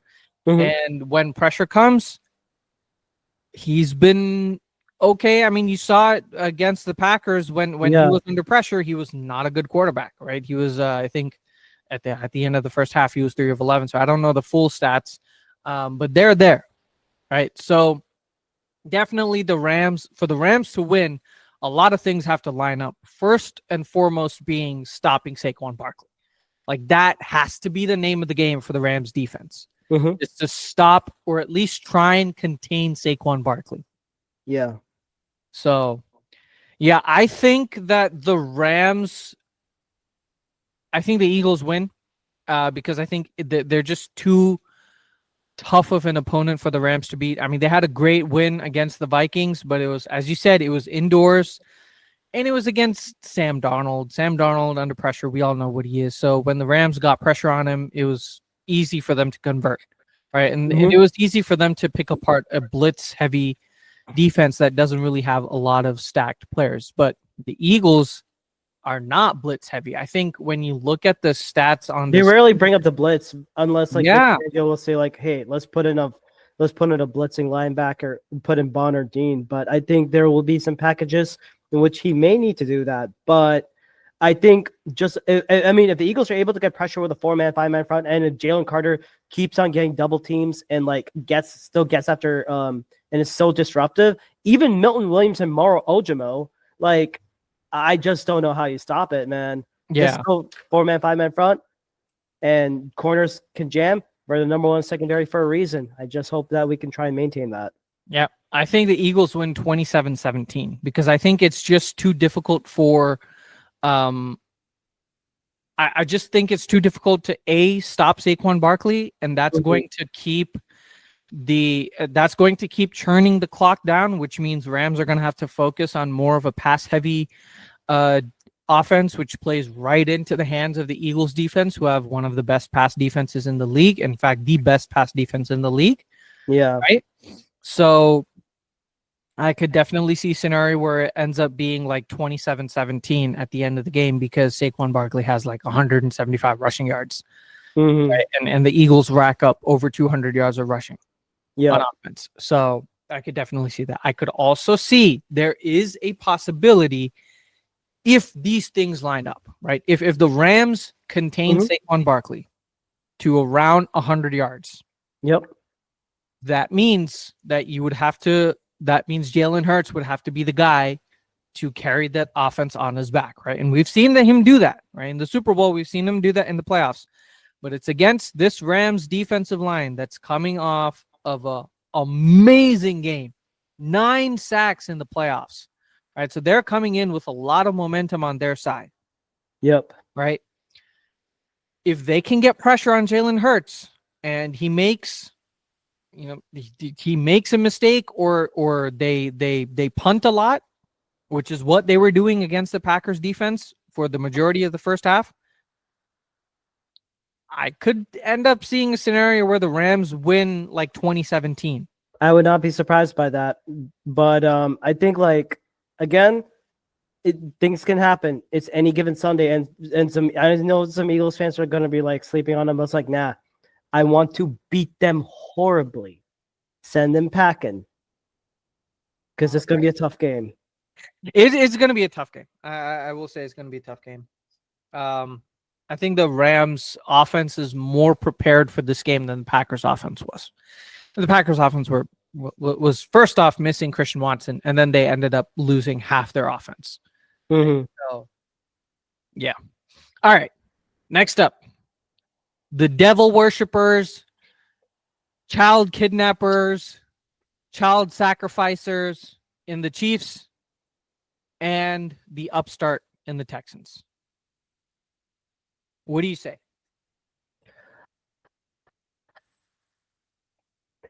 I mean, the Texas defense has done really well. I mean, after what they did against the Chargers, but they're going to be facing a different animal. That's the Kansas City Chiefs, man.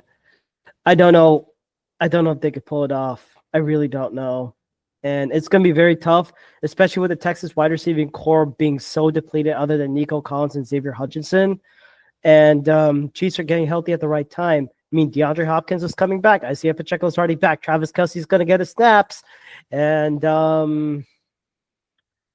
Chiefs are going to win it. Just Yeah, because I think like the Texans have to play not only the Chiefs, they have to play the refs. Yeah. In Kansas City, I think it's going to be a tremendous, tremendous challenge.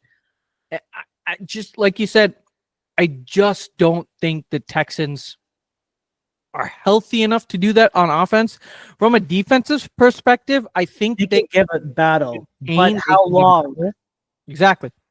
It might end up being a Packers-Eagles situation where the defense is trying so hard for 75% of the time, but it's just so hard to contain a very stout and a very sound of mind.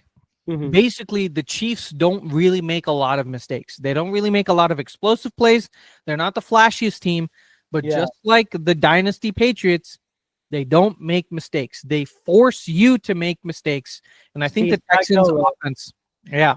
Steve Spagnuolo is going to open up that playoff defensive play. So it's like, okay, he's going to dust off the cobwebs. He's going to be like, okay, let's get some crazy shit going. I think that's going to happen. Bobby Slowick better be on point. I mean, if I don't you think want he's even up a to this chance, matchup right now. I mean, if the Texans even want a chance, they have to feed Joe Mixon like 30 plus carries, man. Yeah. They have to target their two best pass catch or their two best offensive weapons. Nico Collins needs to have like 15 targets, and Joe Mixon needs to have like 25 rushing attempts and more than like 10 25 touches. plus. Yeah. And control the clock. Like that 5,000 Right. paper cuts, drain the clock, get the point, and get touchdowns. Don't go for three. Don't go for the field goal unless. And I think that's where they might suffer, because let's take a look at their red zone. I don't think they were a very good red zone team oh yeah, this season. Texans dropped in red zone offense percentage, I believe. Yeah, where is Houston? Yeah, 26th in red zone scoring percentage at 49%, and especially going into the playoffs, the last 3 games they were at 30%. So unless they figure out ways to score points in the red zone, it's going to be a difficult walk in the park. It's not going to be a walk in the park. It might end up being an ass whooping by this Kansas City defense, because if we were to look at scoring defense and if we were to look at opponent red zone scoring percentage, Kansas City's 8th in the league at 51.85%. So half the time they don't allow touchdowns, which means it's a matchup that Kansas City wins like 7 times out of 10 now against this Texans offense. So like you said, the Texans need to score touchdowns. They need to figure out a way to get Nico Collins touches in the red zone, Joe Mixon touches out of the backfield in the red zone, try and maneuver Cade Stover in unique areas. But more importantly, they need to give they need to give CJ Stroud some time to throw the football. I mean, they can't allow him to be sacked within 2 seconds of snapping the football. 100%. That's going to be very critical. So I think like you, I think the Chiefs win. I think they win. I feel bad, man, because I was really hoping for the Texans to try and pull out this victory, but I just don't see very many ways that they can do so. It's just too big of a juggernaut to beat. Right, the only teams that we've seen reliably beat the Chiefs is Buffalo. Right, in the regular season at least, and they've come close in the postseason. Yeah. So I think the Texans they put up a fight for the majority of the game, but I think the fourth quarter gets out of hand. I think the Chiefs end up winning 27-13. Yeah, I would not be surprised by that score. Yeah. Alrighty. Last but not least, I think this is going to be the Masala game of the Bills versus Ravens. Bills versus Ravens, bro. Good Lord. It's a battle of who the best MVP is, literally, between Lamar Jackson and Josh Allen. It's going to come between those two. But I would say I'd give the edge more to the Ravens because that Bills defense has been very slow and iffy and very iffy. I mean, yes, they're getting their linebackers like I think they're getting like their star players like like Taylor Rapp, DeMar Hamlin, Christian Bedford, Teron Johnson. They're playing very well now. But Matt Milano, AJ Epineza, Terrell Bernard, and Ed Oliver, Greg Russo, they're playing smart. But are you sure that you could try and stop Derrick Henry Jr. from sending y'all to Shadow Realm? Because last time the Bills played, the Ravens just kicked their asses, man. And let me pull up that score while you continue. Yeah, and I would say this, like I think like with and not only that, the Ravens, they may have the best defense to contain Josh Allen from like breaking through with his big Superman runs and from making crazy plays. And I think like this could be a game in which I'd say, and hey, I got to beat the dull moment right there. I think one player is going to decide this game for the Ravens defense is going to be Kyle Hamilton. That safety of the Ravens. I think he is the guy to keep an eye out for, especially in when Allen is trying to make like those 4th and 1 plays, especially like Curtis Samuel. I mean, Curtis Samuel and Ty Johnson, when they made those 4th down plays against the Broncos, that defense was okay. But going against a very formidable Ravens defense, I don't know about this, man. Yeah. And again, like Derrick Henry, when he gets at least 100 rushing yards, Ravens are 10-0. The Bills cannot stop it, especially with Matt Milano. And like, I mean, the Ravens can have the defensive player, the defensive game of the year, like on this one. And other than Kyle Hamilton, I would also look at Rashad Bateman and linebacker Kyle Van Noy. Rashad Bateman on the offensive side for Jackson, when needed to, he's available. They don't. You forget that the Ravens have wide receivers. Yeah, just because Zay Flowers is out, Rashad Bateman, he's caught 7 touchdowns in the last 8 games. He's been the go-to guy. And yes, in some cases, Aguilar can freaking catch a ball. And in some cases, and yes, Deontay Johnson is back on that one. But I mean, and also Kyle Van Noy. It's and not only he's a great he can be a good QB spy and a good blitzer, man. In week 4 against the against Josh Allen, Kyle Van Noy, 2 sacks, 3 QB hits. And the best way that they can contain to stop the Bills, contain Josh Allen in the pocket, get on his ass. Yeah, and like you said, that's exactly what happened in that week 4 matchup between these two teams. The Ravens killed them, right? 35-10.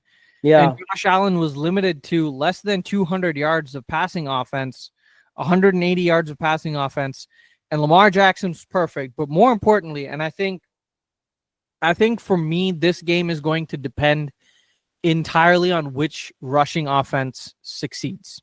Oh yeah. Because in that week 4 matchup, Derrick Henry went for nearly 200 rushing yards. Mm-hmm.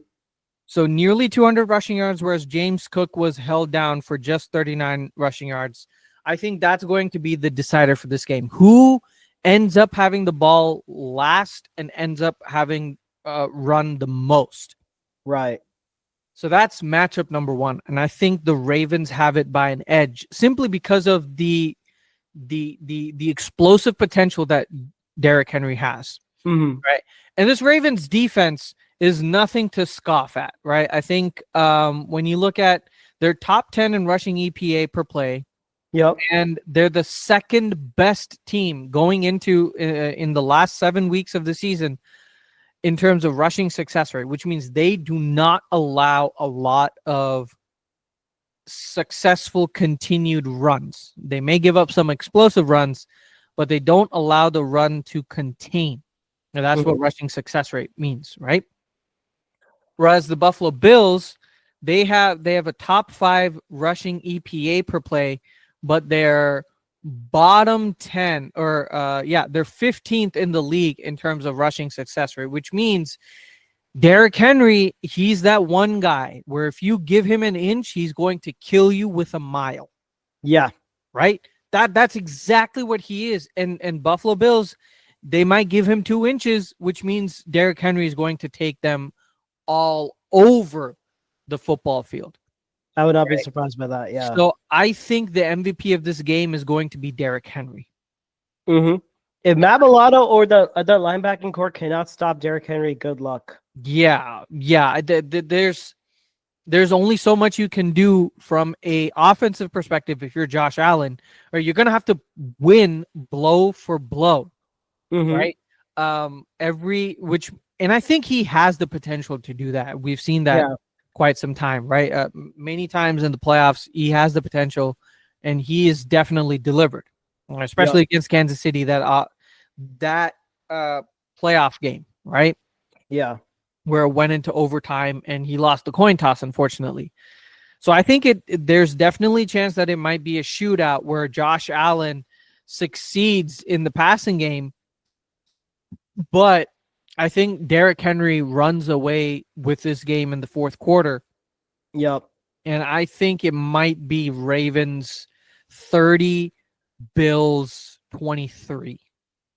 I think that's a very good score. It's going to be high scoring for sure, but I'm going to say 27-20 Ravens. Okay. I think there is definitely a possibility that the Bills win. It's like we say, it's an evenly matched team, right? It's one of the best matchups that we have going in this playoffs. And that's because I think Josh Allen's potential to carry that offense, definitely I can see that happen, right?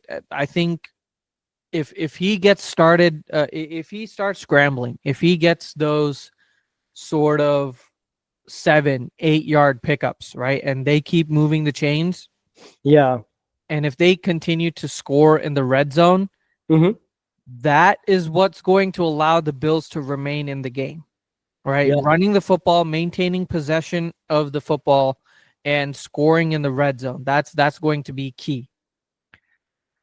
So I think that the Bills should really target their tight ends, right?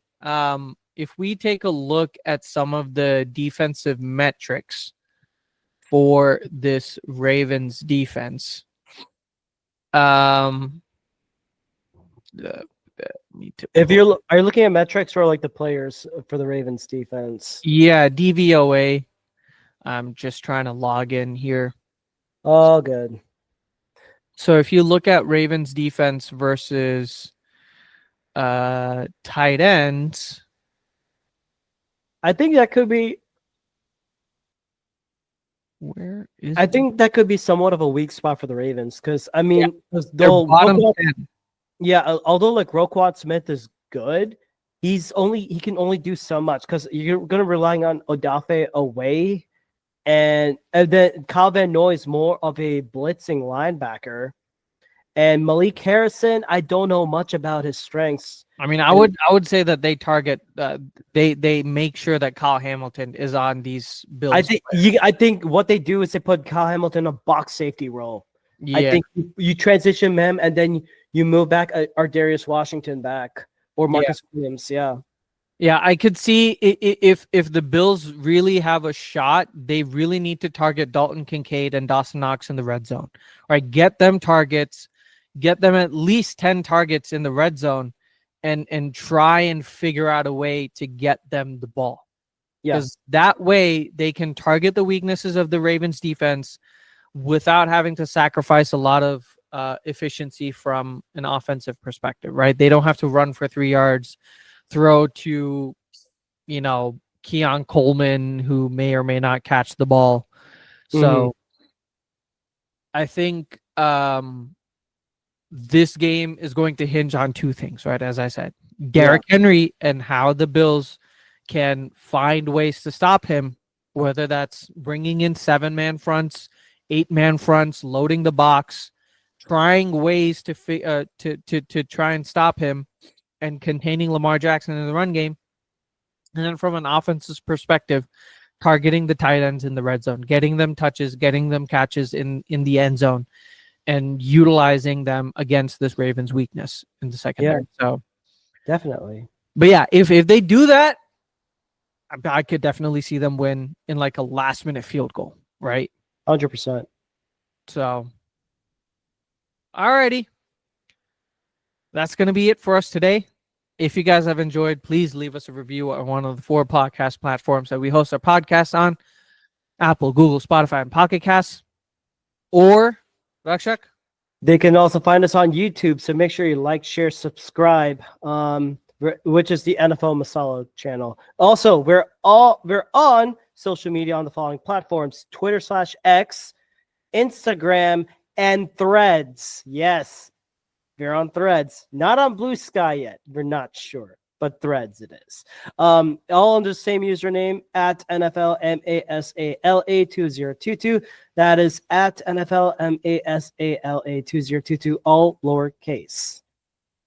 We're not going to hit you with our signature outro. Fly, Eagles, fly. And fly, Eagles, fly. Take care and have a good night.